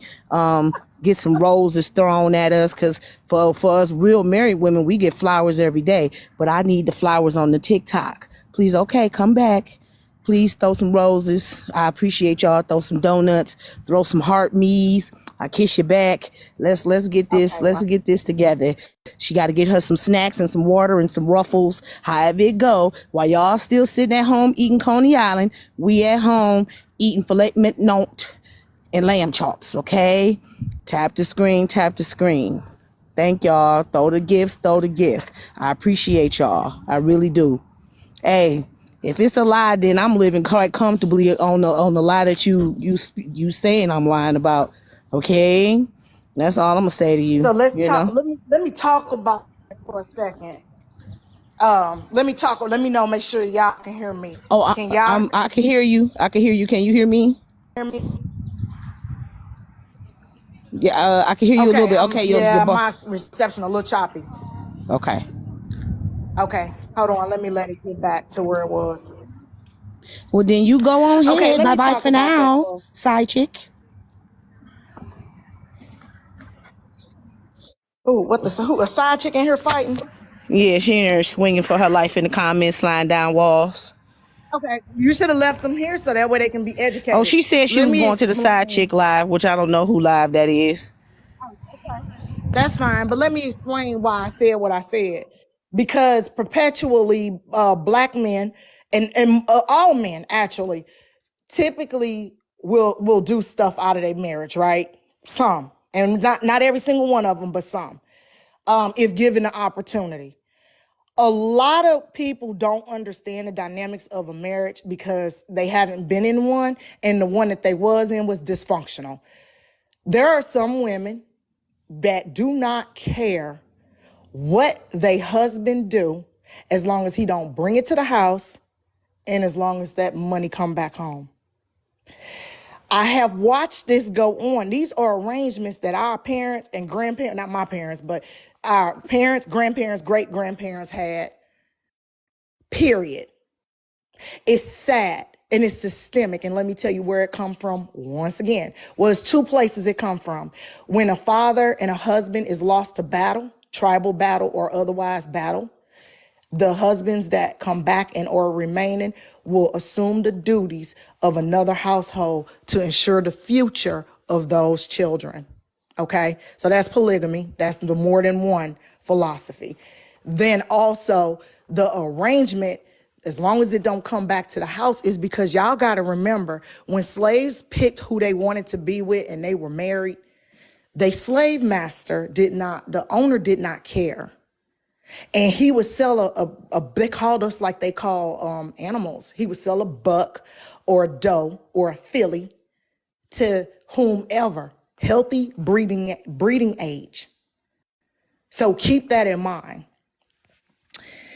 If you are childless, you don't have any children, you're a moderately or an attractive person, why in the world would you have to settle when there's so many other men out here, men in general, other races of men, other types of men? It's more than just the men that live in your community or in your city or in your town. There are so many men out here that are of good caliber that are looking for a woman that they can build a family and a future with or without kids, right? Why in the world would you settle for somebody else's husband or wife? Because deep down inside, you don't believe you deserve more than what you are given. You take what you are given. You don't take what you create. You don't get out here and create it. You don't work for it. You take what you are given.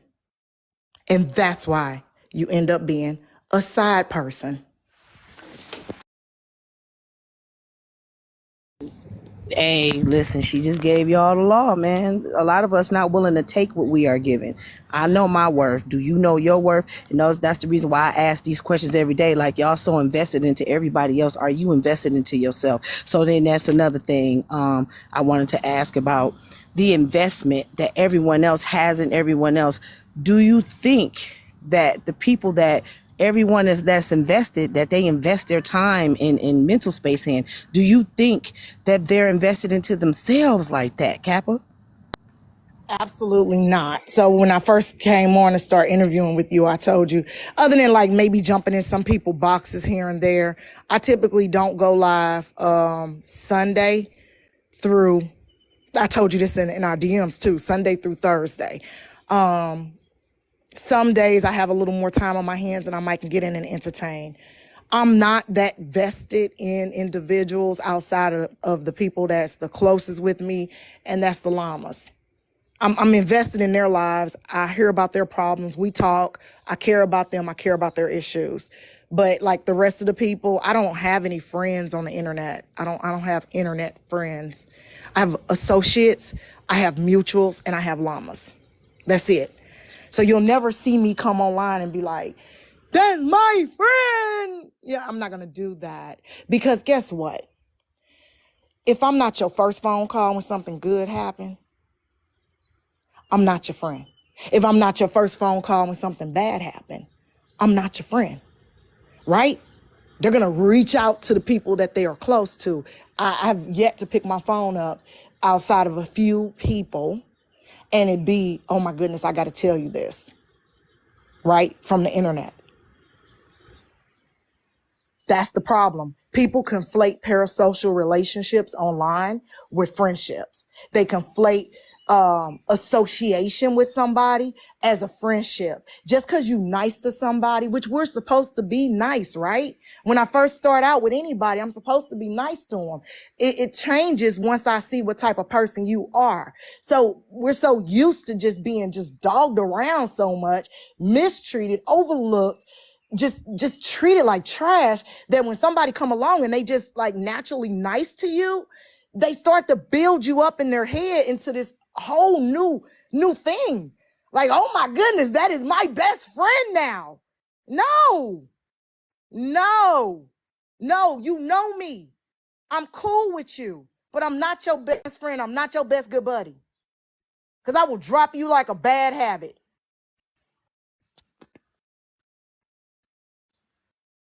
Did I answer your question? Yes, ma'am, you did.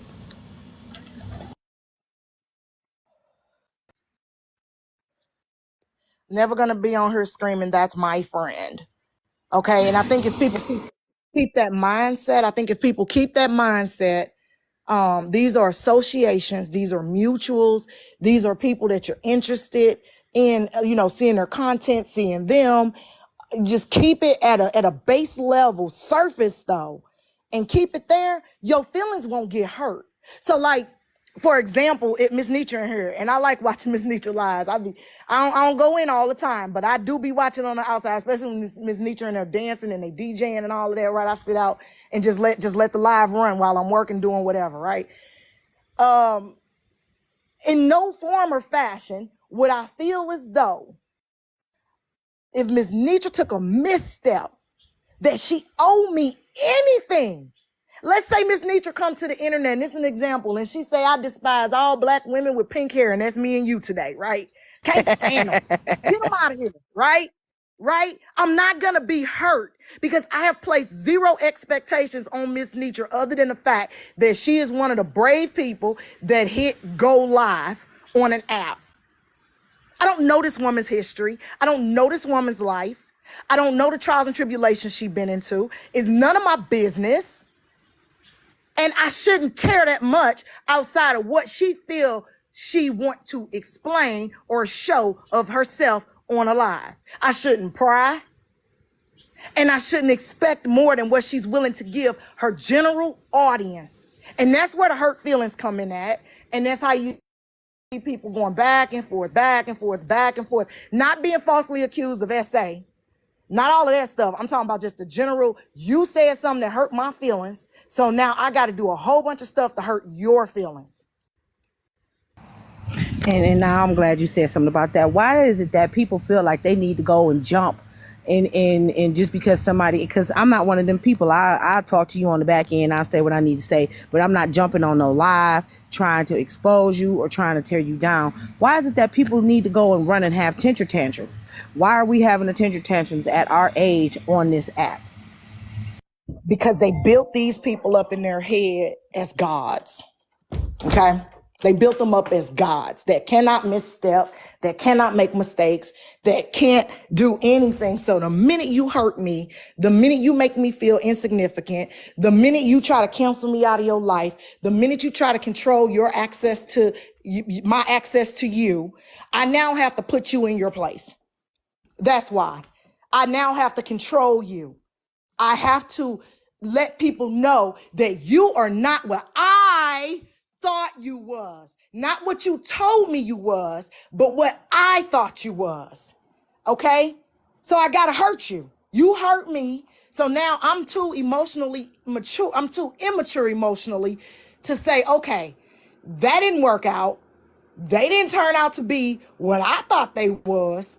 Let me move on about my, you know how many people I done moved on from that ended up being scum buckets? A lot. A lot. They're not gonna move on. They hurt and they don't know how to process it. So how they process it is they try to hurt you. They try to hurt your platform.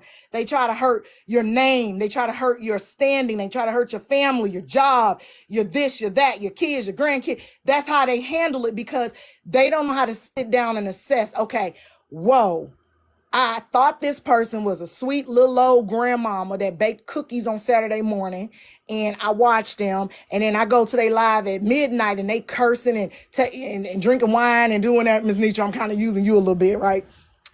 They not what I thought they was, so they're a danger. They not doing what I want them to do, so they're a danger. You only do what I want you to do because I made an emotional or financial investment in you with no contract, with no ROI, which is a return on investment, with no agreements, no NDA, no nothing. I put no paperwork in place to guarantee your behavior after I give you this investment. And time and emotions is an investment, right?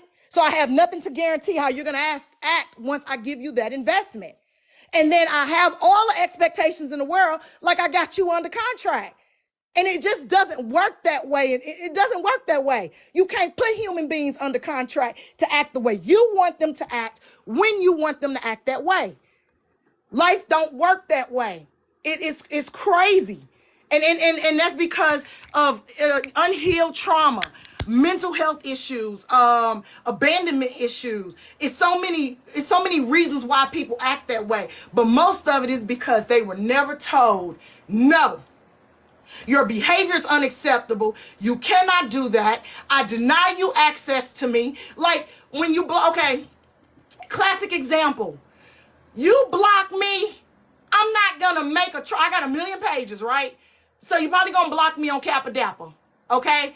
I'm not gonna go make a troll page just to put myself in proximity of you, just to argue with you, just so you can block that troll page. I'm not finna do that. You told me when you hit Kappa or the Kappa or Cappadappa and said block, you told me I am not welcome in your space. You do not want to associate with me. You want nothing to do with me. Now, that's a reflection of what you want. That's your life. You have the right to tell people who you want in your life and don't want in your life. I'm not your cup of tea. You blocked me. You blocked me. So therefore, I'm going to let you have that. And if the llama sneak in and record you, that's because that's what they do. They record you and they put you up on YouTube. But baby, I'm not coming into your live. It's a couple of creators on here that have blocked me. I'm gonna let you leave me blocked. Don't block me and unblock me. I'm gonna let you leave me blocked, because once you block me and then I realize you have unblocked me, I'm going to block you because I respect boundaries and something made you block me. Now let's keep the Ooh, energy. child. Same energy. Ooh, child, you know you just said a whole mouthful that I have said 1,000 dang on times, honey.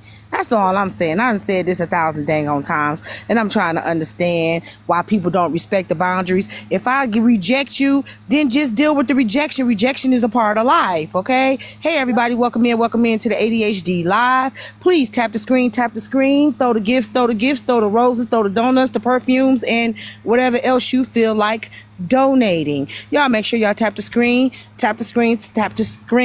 This interview is only going to be a little bit while longer, and now we're here, right? What is wrong with people in not understanding what rejection is? What is wrong with people with not understanding that everyone is not going to like you?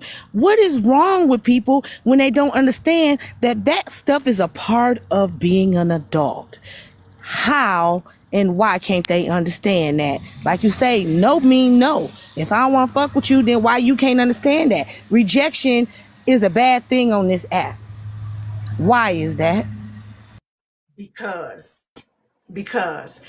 they don't know how to operate within boundaries. That's probably why their life is so unhappy. They don't understand how to process a boundary. They don't understand how to respect a boundary. They don't understand how to operate outside of the boundary.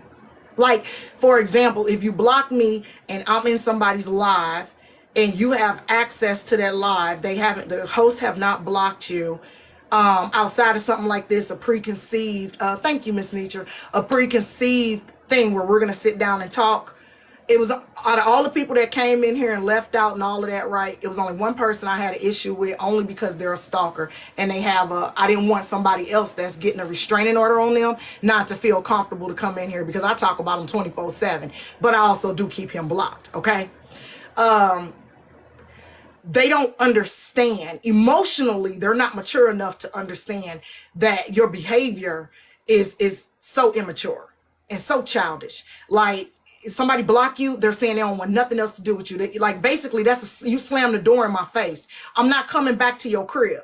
No matter how much you say, oh, it's cool, you can come now, because I ain't gonna forget. People will forget. They'll forget what you said to them. They'll forget what you did to them. They'll forget how you did it. They'll forget where you did it, but they'll never damn forget how you made them feel.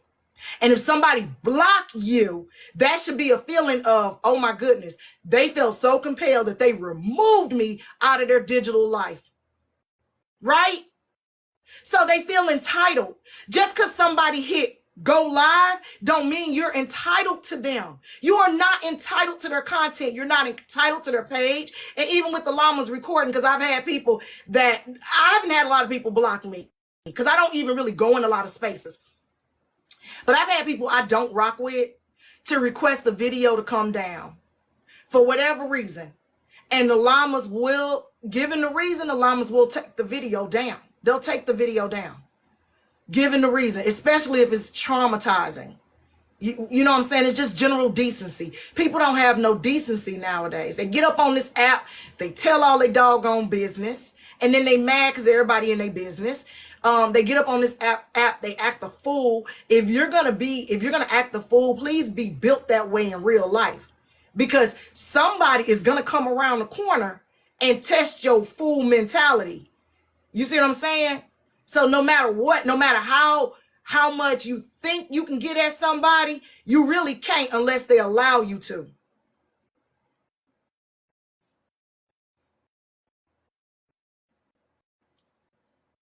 I totally agree. And hey everybody, welcome into the ADHD Live. Make sure y'all tapping the screen, or the mods will mute you.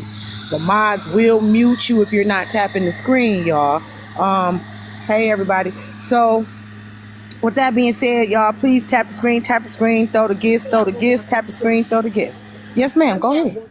Yeah, one more thing. Something else I noticed too, about when you asked about the whole bubble of mess. I noticed that outside of the black men, because that's a separate issue, because those men were typically raised by women that put no stock or stake into being of African descent, didn't care about the boy or coddled the boy too much, right?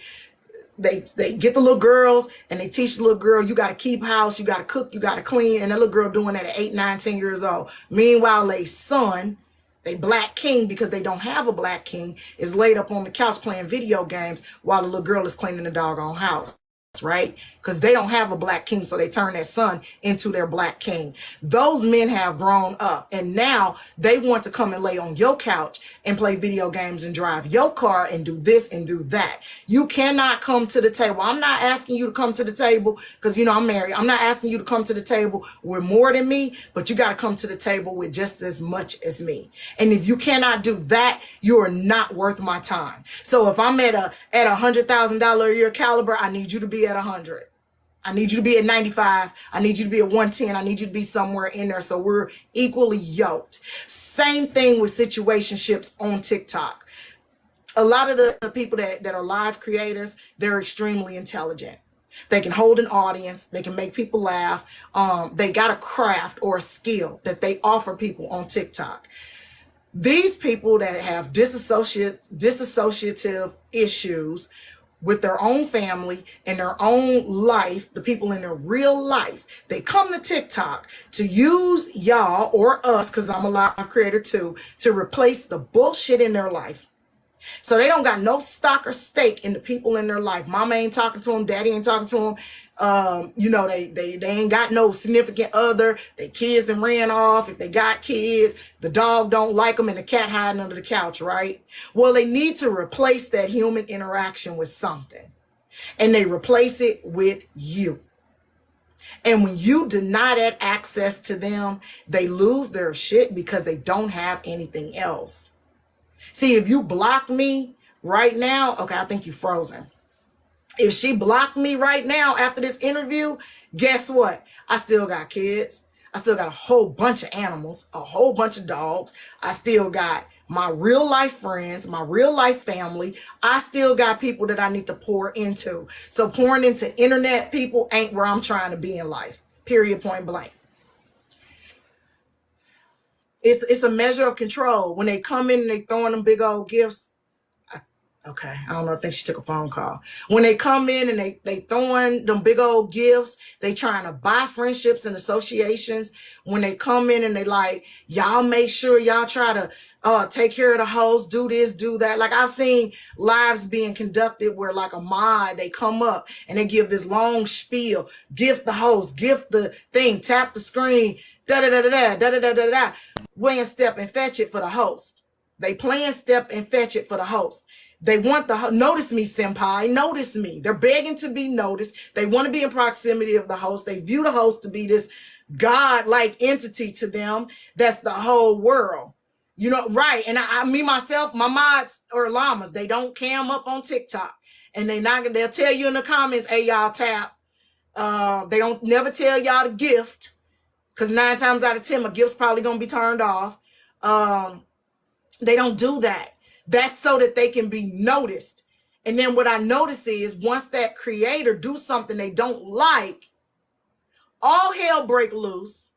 But then that very same mod or person that was in association that was pumping that person up and saying, gift the host, tap the live, do everything you can to promote this person, is over here on the other side working equally hard to tear that person the hell down. So everybody that's a live creator needs to remember that same group of people that's running to try to promote you and up your butt and trying to just be in your face nonstop. That's the same group of people that's going to try to take you down come Mad Day. The minute you don't do what they ask you to do, they're going to come and take you down, baby. They're going to talk about you. They're going to put your family up. They're going to, every personal thing they ever learned about you, they're going to weaponize it. They're going to make you seem like you're the worst person in the whole world. But you wasn't a week ago when they was in your life boosting you up. So watch out. That's why I made that post, trying to tear people bags down, attack people. It's a lot of people in this comment section that they've been through this. They've been attacked by these people. They your biggest fans. But just remember, the only difference between a fan and a stan is that F shit. The F. Take the F out, put in an ST, and there you go. You got your stan. Your fans become your stans. And that's who destroy your platform. It ain't other creators like me. It ain't you. It ain't the people in the comment section. It's them fans that don't get what they want from you. Okay, well, Kappa, can you hold them down real quick? I got to go and use the ladies' room. I'll be right back. Okay, hit me with another question so I can talk about it. Okay, so I had 2 more questions for you. My one of my last questions is for you. Okay, this is controversial. Why do they feel like they need to come at you like they fucking stupid, like they don't know that you're going to put their ass in the basket and kick them down the damn hill? Good question. Okay, I got it. So traditionally, she is literally walking off. Oh, look at did somebody steal her phone?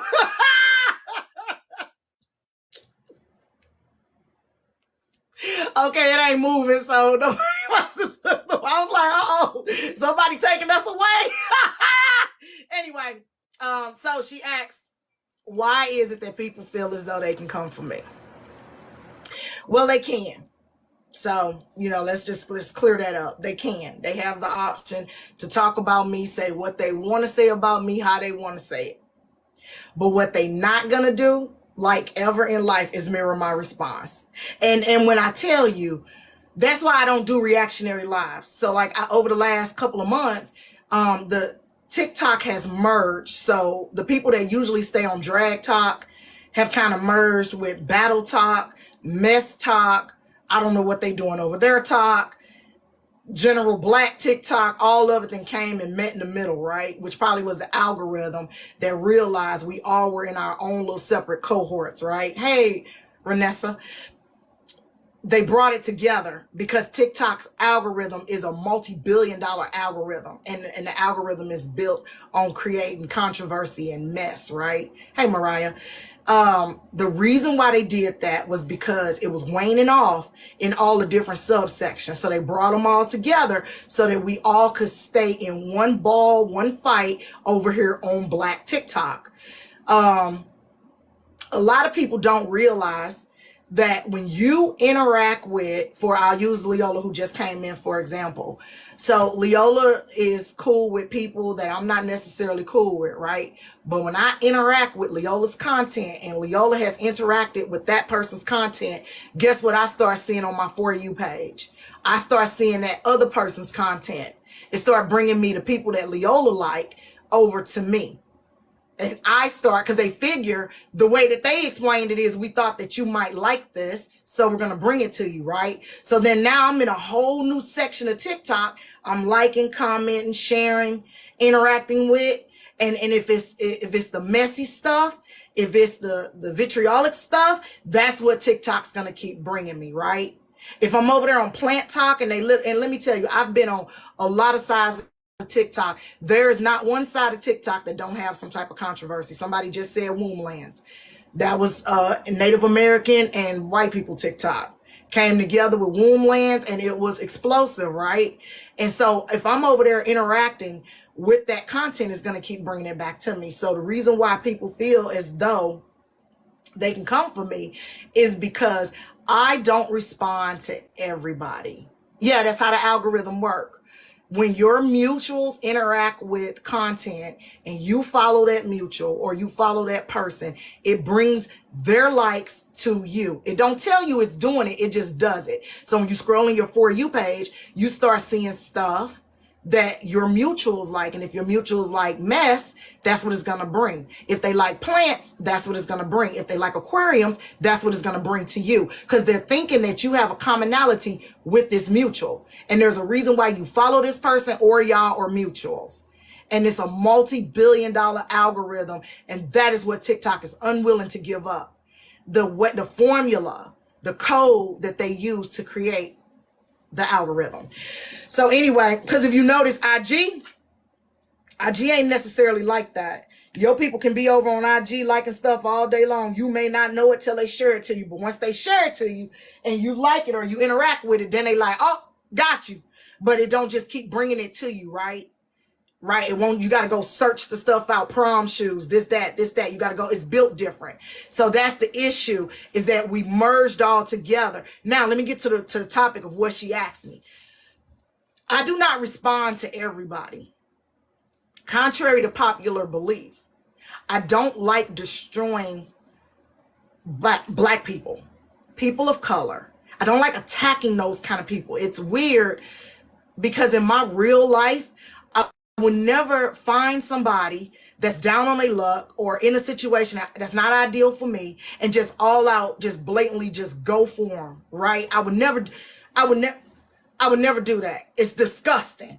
Like I'm still one of them goof troops that give people on the side of the road money. You know, I might, not a lot, couple dollars. One man, I bought him a pizza and he said, can I have something to drink? And I was like, sure. And he was like, can I have a beer? And I was like, you know what? If I'd have gave you $10, you would have bought the beer anyway. So go on ahead. But I'm also need you to grab some water too, because it's hot out here. That day it was hot. And I bought him the pizza and I got him the beer and a bottle of water. And he went right outside the place and sat down and he couldn't drink the beer because it's public, but he was drinking the water and eating the pizza. I don't respond to everybody. What I respond to, I have a level of disrespect. And I gauge your level of disrespect because throughout the course of me being on TikTok, I can tell y'all this. I have done some things I'm not proud of. I have made people leave the app. I have made people think about hurting themselves. I have made people reach out in tears to the llamas, begging them to tell me to please stop. Okay. I have made people go to their family members. I've had a woman that was so scared that I was going to drag her. She tried to take out a restraining order on me.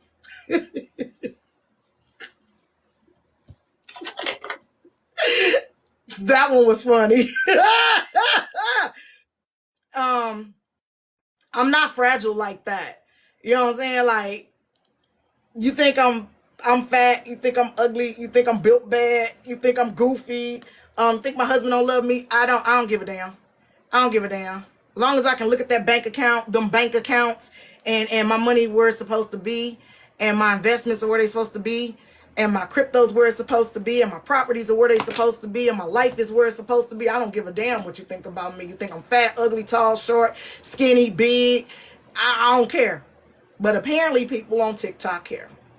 So I don't ever want to get a phone call or better yet some cuffs because somebody took what I said and went and either unalive themselves or hurt somebody else out here in these streets or hurt their family or a stranger. I take that into consideration, that words do have a meaning to most people. If you're not feeding me, if you're not effing me, and if you're not financing me, your words mean nothing to me. So you can say whatever you want about me and I'm going to laugh and keep it pushing. And after a while, I'll be like, y'all quit sending me that trash. I don't want to see that trash. I don't care what they think about me because you ain't touching my money. I'm driven by money. That's my motivator in life is money. It ain't kid love. It ain't flossing my family. It ain't flossing stuff I can't afford. I'm a very modest person in real life. You know what I'm saying? Like I drive a little bitty old economical car. You know, we don't, the flashiest thing we own is our primary residence. And it ain't even flashy. It's functional. It's not flashy at all. I'm very down to earth. You never know it. Yesterday, I ran around all day. Workers was here. Service workers was here. The exterminator man came yesterday. I had a hole in my leg, big old hole in my leggings. You know what I'm saying? You know what I'm saying? Like it was a real sizable hole. I don't care. They're my favorite leggings. I got them caught on the fence. I ain't throwing them out. They don't sell them no more. I'm mad. I'm gonna keep them doggone leggings. I don't walk around. I have no air of importance. I don't do nothing. But every day I sit in front of 5 computer screens and what I do is nothing short of magnificent. I make fucking money. Okay, that's why I don't care about TikTok. I don't care about no account. The little bit of money that I get off of TikTok, even with the gifts and subs and all of that, y'all, that's a couple $100. I'm not gonna sacrifice my life for no couple $100. I'm not gonna give you more of me than what you deserve to have. And I never want to hurt somebody to the point where they really truly want to take themselves off this earth unless they are at the point where they think that they're about to do it to me. So the best answer to that is I do not respond to everybody that come after me. I pick and I choose who I respond to. I had a woman and her girlfriend gearing up, trying to talk about me, throwing me in stuff, trying to liken me to coddling King and being King protector. And they in the comments section, King is Kappa right-hand man. I don't got no right-hand man. King is my counterpart. King is the other half of Drag Talk, okay? He's a 50% partner in what we do on the weekends, which is drag people, and it's usually the same people over and over again. I don't have a right-hand man. I'm not a mob boss. I'm not a mafia boss. I'm none of that. I'm just a regular old person out here with some leggings on that got a hole in it. I'm just like every freaking body else. But what's different about me is I have my priorities in order. And TikTok, social media, IG, Facebook, all of them is not priorities, baby. Those are enhancements. So when those enhancements get to the point where they are replacing real life things for you, you got a problem. If you on social media and somebody on social media saying something about you cause you to have your wherewithal, even when I'm dragging somebody, y'all, that's a show. Even when I'm mad, that's a show. Yeah, well, they say that Petty Road they call the llamas, the pushers, they call us these cults, gangs, whatever. All that's a show. I'm coming on here to make you laugh. I don't really want to make you cry. I may have a target. I may not have a target. I might be the target. But the best answer I have is I don't respond to everybody, because a non-response is still a damn response. And you have to be blatantly disrespectful and not have the right to be that disrespectful in order for me to respond to you. Other than that, I don't send subliminals. I don't do none of that. I don't creep around in your live. I don't do none of that. If I come for you, you know I'm coming for you. If I'm not going to respond to you after a couple of weeks went by, then forgot about your ass. And I'm not going to respond to you unless you kick it up. So it's a level of disrespect that you have to issue. And when I say a level of disrespect, I'm talking about you can't be raggedy and then also over here trying to portray me as raggedy. Because then I'm going to point out all your raggediness on TikTok, on IG, on Bigo, YouTube, wherever I got access to go live. I'm going to drag your muffin top having ass right on over there with me. And just recently I had a female come to the internet and she tried me and I responded. And that's it. Long as that female keep my name out her mouth, and I'm gonna keep her name out mine. Period, point blank.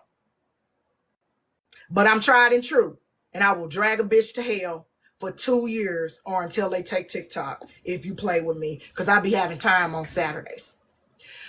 Okay, that's it. What's your other question? And I'm gonna let you have it live. Well, since we got that out the way and I came up and you was telling everybody the drag is the drag, goddammit, the drag. My last question for you is how many llamas is it and how do people become a llama? Okay. So I never reveal the true number of the llamas. I can tell you we're in the hundreds. Llamas are divided into subsections.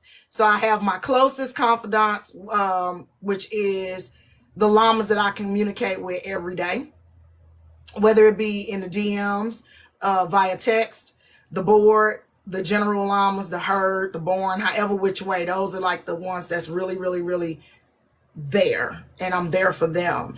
And then I have what we call honorary llamas, which Slim is an honorary llama. Slim is not a llama. He's an honorary llama. I have llamas that turn their main pages into llama pages and they go live on them and it's their page. They do what they want. They take accountability for whatever they say and do on their page, but they are a llama. They have llama in their name.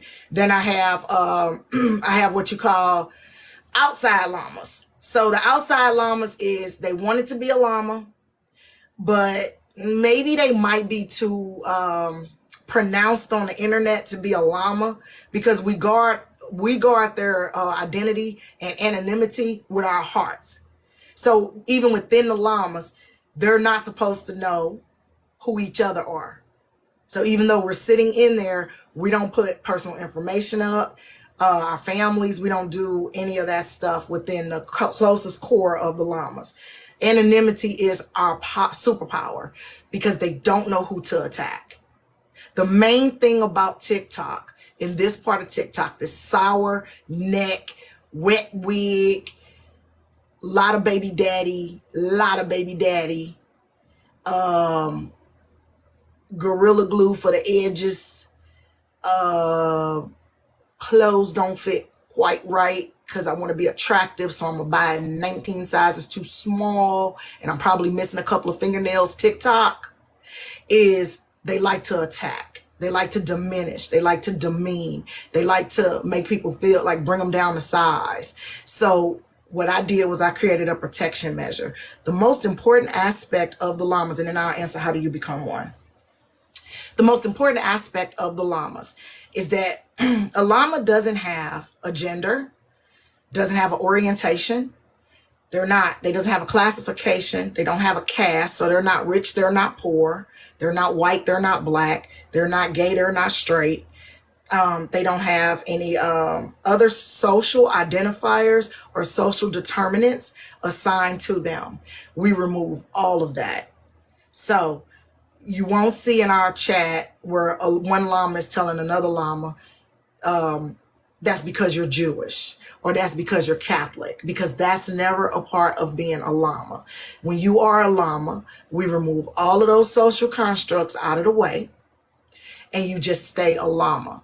So at the end of the day, whatever our focus is, whatever we're talking about, and I'm going to tell you something, and somebody came to me and I can't do it, but they wanted to conduct a study on llamas, but I can't do it because that would require me to reveal identifying information about them. This is a person, they're in school, they're in college, they're working on their PhD.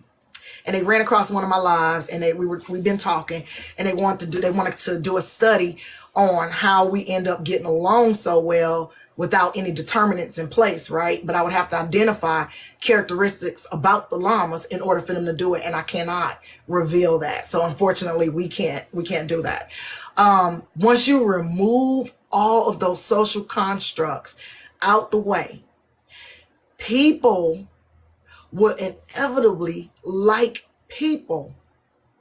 So you got a Catholic, a Baptist, a Christian, a Muslim, a Jewish person, but they don't even know it. They don't even know it. You got a black, you got a white, you got an Asian, you got a Latinx. They don't even know it. You got straight, you got LGBTQIA.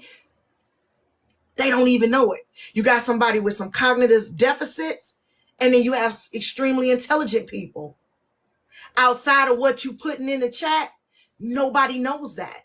They actually like each other once we stripped all of that away.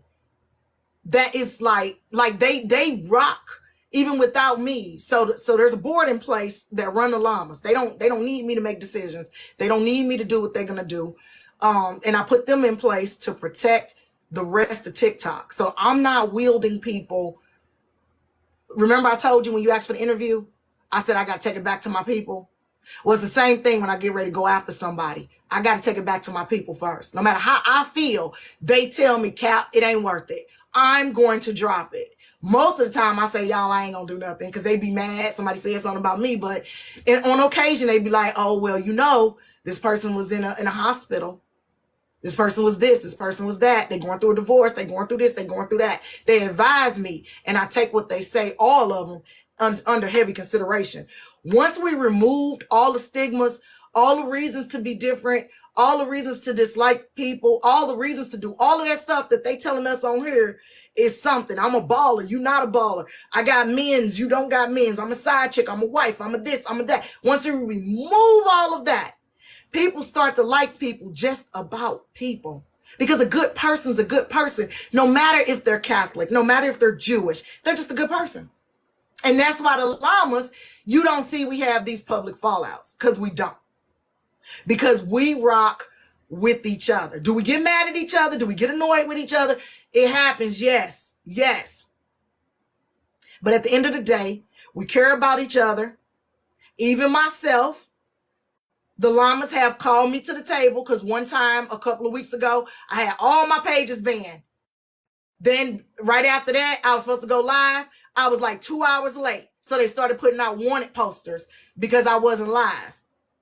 They hold me accountable within our own group as well. So that's the recipe. Now, how do you become a llama? Reach out to any real llama. And they'll send you to Cappadappa verification on IG. You have to send a DM. And then I am the only one that has access to that page. I'm the only one to look at the DMs. I ain't looked at the DMs in a long time. And I'm going to tell you this right now. When I go to look at those DMs, it might be 200 or 300 DMs in there.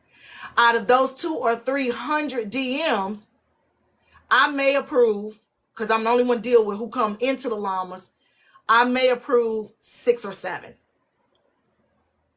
I want for my people that rock with me, that support me, that cared about me over these last 2 years, protected me, shielded me, and did all this work for us.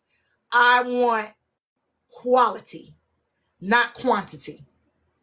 That's why you see me on the big page that I got on TikTok. I do drag talk Sims, just playing the Sims and laughing and giggling.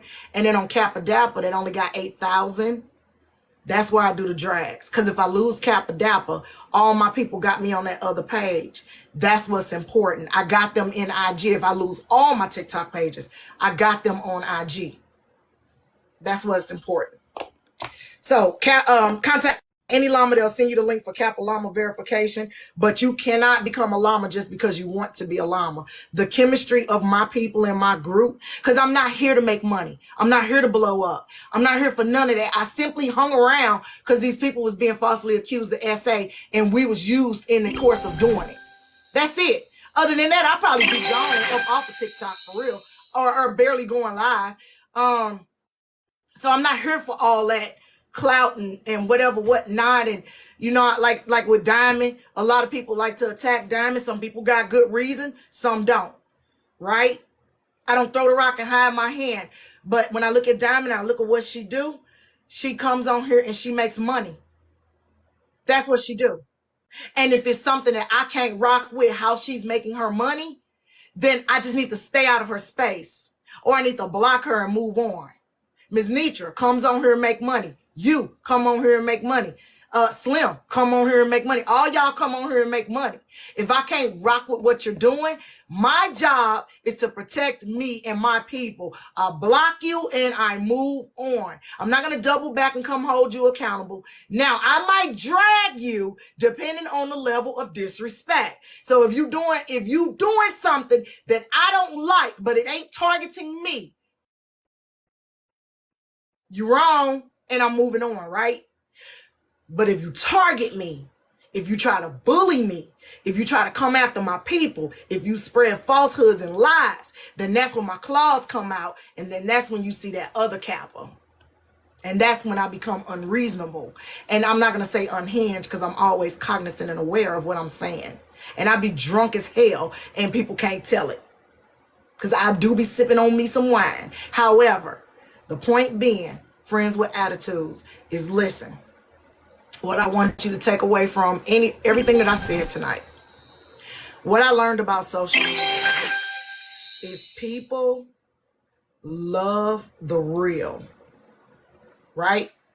But the real that they built up in their head about you may not be what is really you.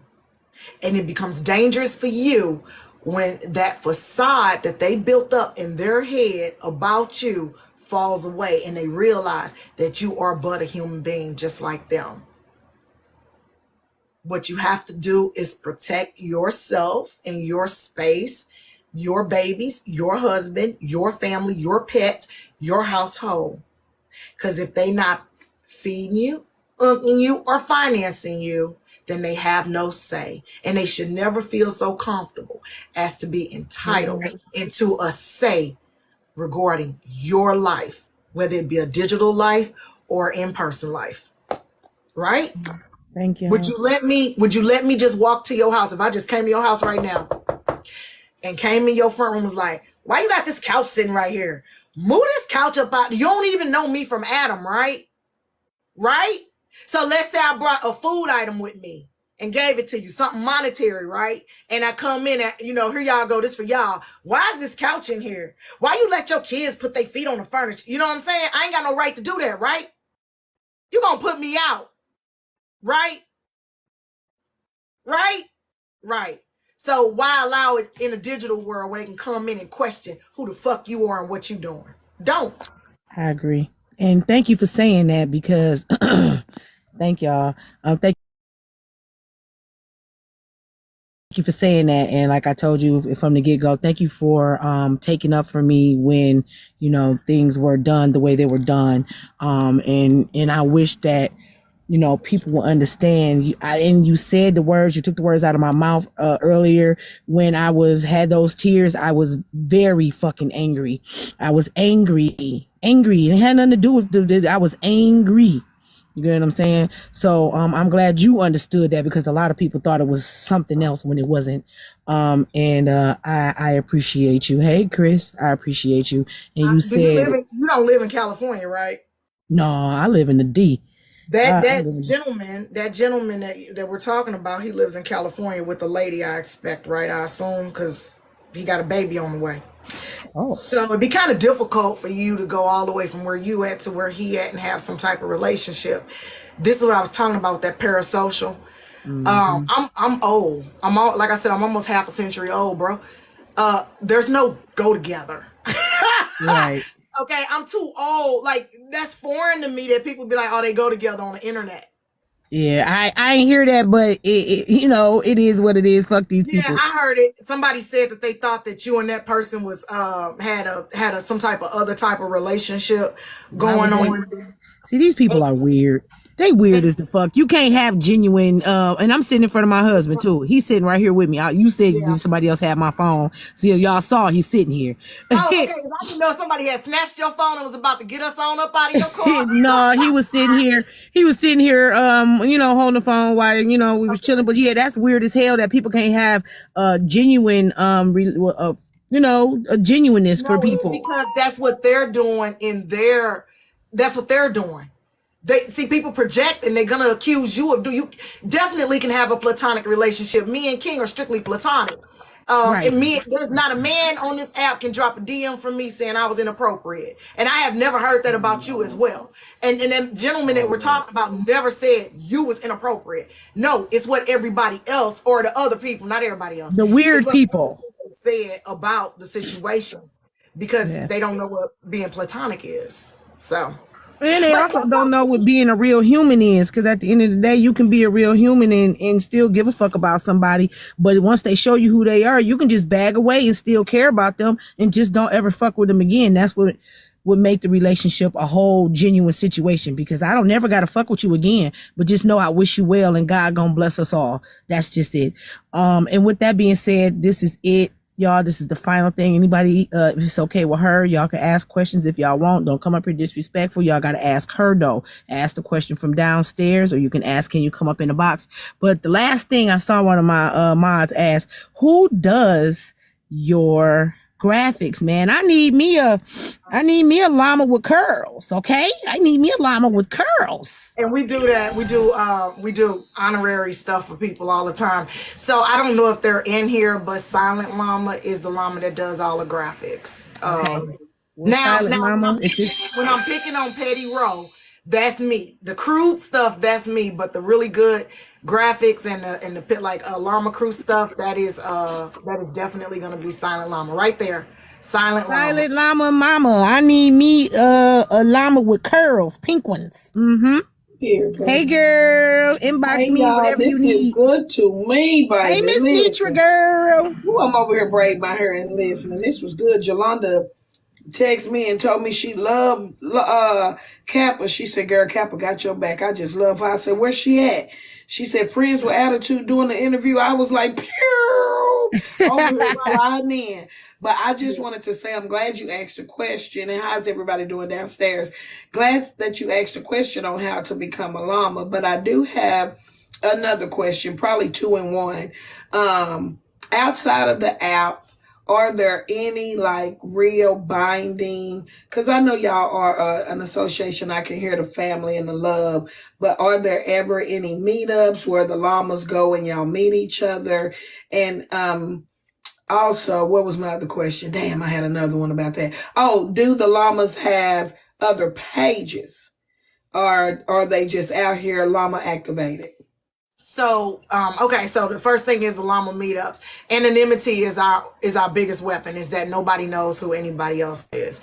So as we were gonna phase ourselves or kind of chill out a little bit, we were planning on doing something in 2025 that was going to be completely optional. However, TikTok might not even be here in 2025. We have met. I've met some of the llamas. However, nobody else in the room knew that that was a llama. Only myself and the llama knew they were llamas. Several llamas have been in a room with each other and not known that they were there with each other. Only I knew. I take their privacy and anonymity very serious. And what was the other? Oh, real pages. So yeah, I have. We have llamas that have pages, a couple million followers, all the way down to somebody that just a couple thousand. Is you don't have to have any type of popularity or special skill or anything. You just got to have a good heart. Some of y'all did go to Vegas with Petty. Yes, I seen y'all in the videos. Yep. So, is there ever a time where there are like demerits? I know I hear you say that you're the only one that look at the people that come through that want to be a llama. Is there ever a time where there are demerits and there's a group discussion that you possibly have to remove them from the organization? Yes, we have had that in the past. We try to typically, because we care about each other, so we try to, and I don't say this lightly, like parasocially. We have had to ask people to leave, and it's when they put the llamas themselves, or somebody else in danger. We have internal rules that must be followed. So if somebody do something that the board, it's not just me getting mad and saying, you gotta go. There's a board in place to keep it fair and to keep me from being abusive or from people to being abusive with them because I like them. So there's a board in place internally inside of the llamas. If somebody do something that's a major offense to the llamas themselves, they have to talk to the board and myself on why they did what they did, and then a decision is made. It's a vote. We take a vote. Keep Gotcha. it fair. I really like it. I don't know. I was late coming in, so I don't know if you spoke on what inspired you to be, because it's a leader position, and I really like it. Leaders are good, and whether people believe it or not, followers are also leaders because a follower is going to always go back and tell about the leading position. So, if you had to say, I hear the critiquing and how nice it is and it's organized. But what was the ultimate thing, the clutch that said, you know what? I'm going to get out here and I'm going to, because it looks like you love llamas. The hat, the llama on the chair. So is that something that was something that you did as a child? Were you a llama freak? Or tell me how you became Miss Pink Pretty Llama? So I was We going did back talk and about forth. that, Miss Nitra, in the Yeah, beginning, but I'm gonna let her elaborate I'll with you I'll because give it's it a your Reader's question. Digest. I'll give it a Reader's Digest version. I was going back and forth with a lady, and she said, "And that bum B, Kappa, she like a damn llama." She said, "I look like a llama."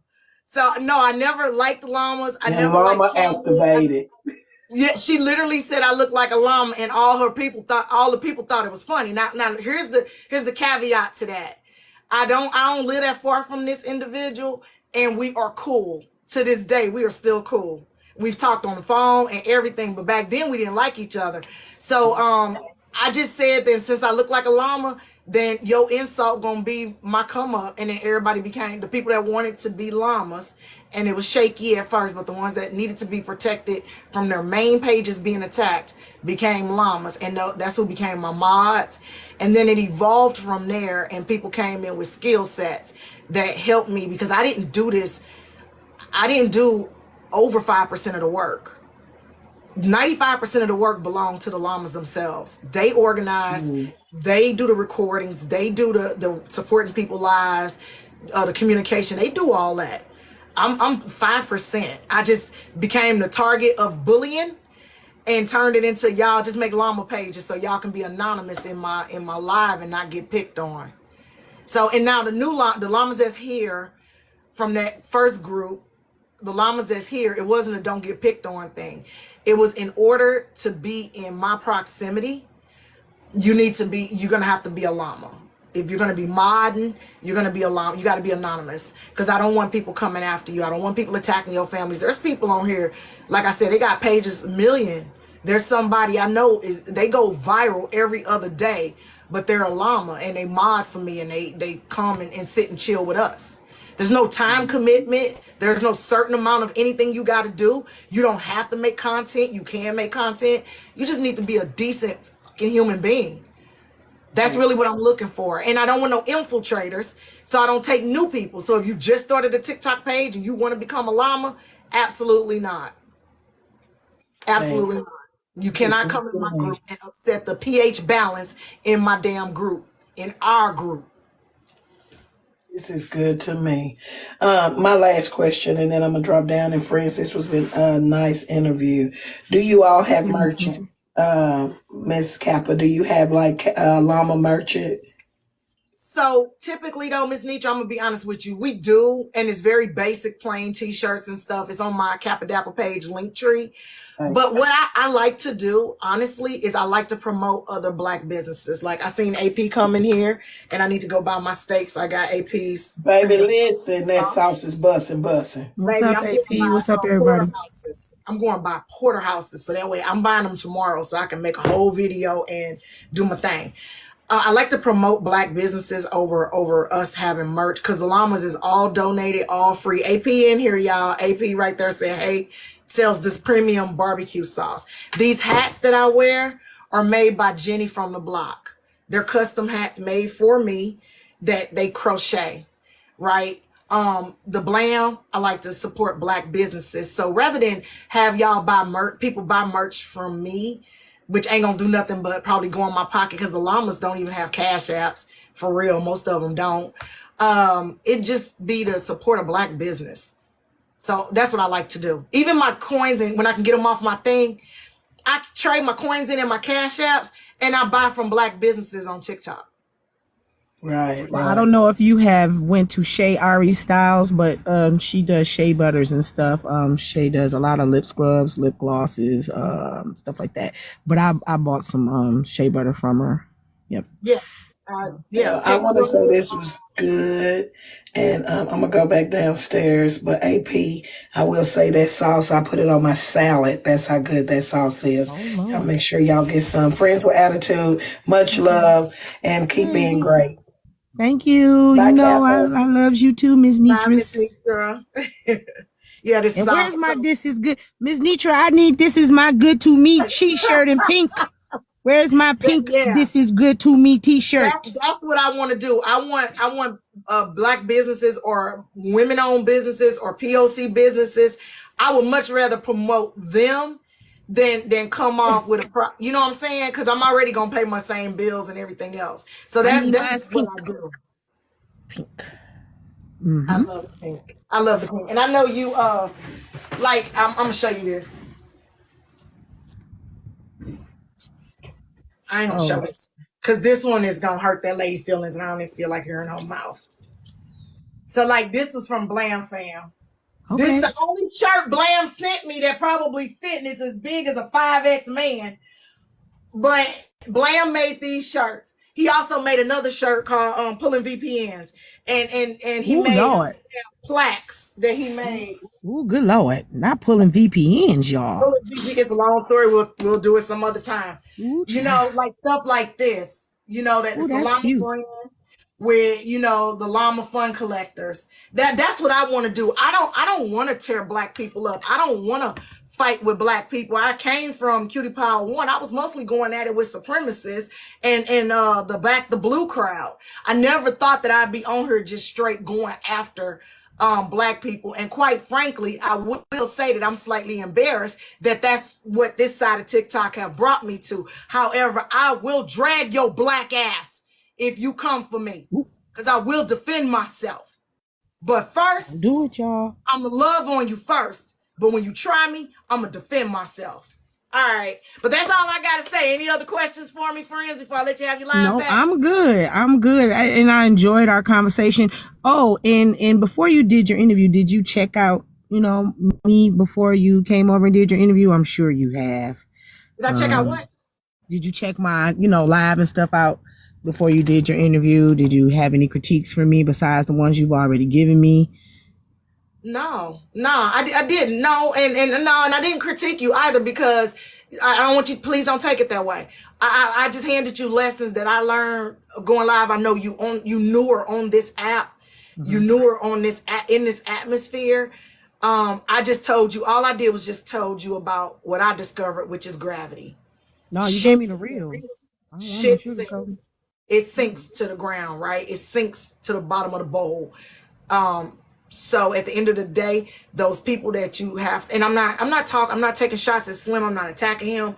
People that you have to shed is so that you can elevate. Okay, everybody you bring along with you. That's why people become those rappers and basketball stars and athletes and stuff. You know, they had this big old following, right? And they paying everybody. They paying all their boys' bills, buying houses, buying cars, right? Everybody you take up to the top with you. I'm not saying don't look out for people. What I'm saying is you feeding them. They are around your neck. Okay? And so that's how much more harder you got to pull when you got all these people around your neck. You need to do, I You want you say to hi to do my aunt. this. That's my mom's baby sister. That's who Monty looks like a lot. This is my Hi, husband. how are you? I'm That's Auntie good. Janet. Oh, how are you, Auntie Janet? My name is Ben. Ben, nice to meet you. Same. And that's my cousin Adam. Nice to meet you. Same.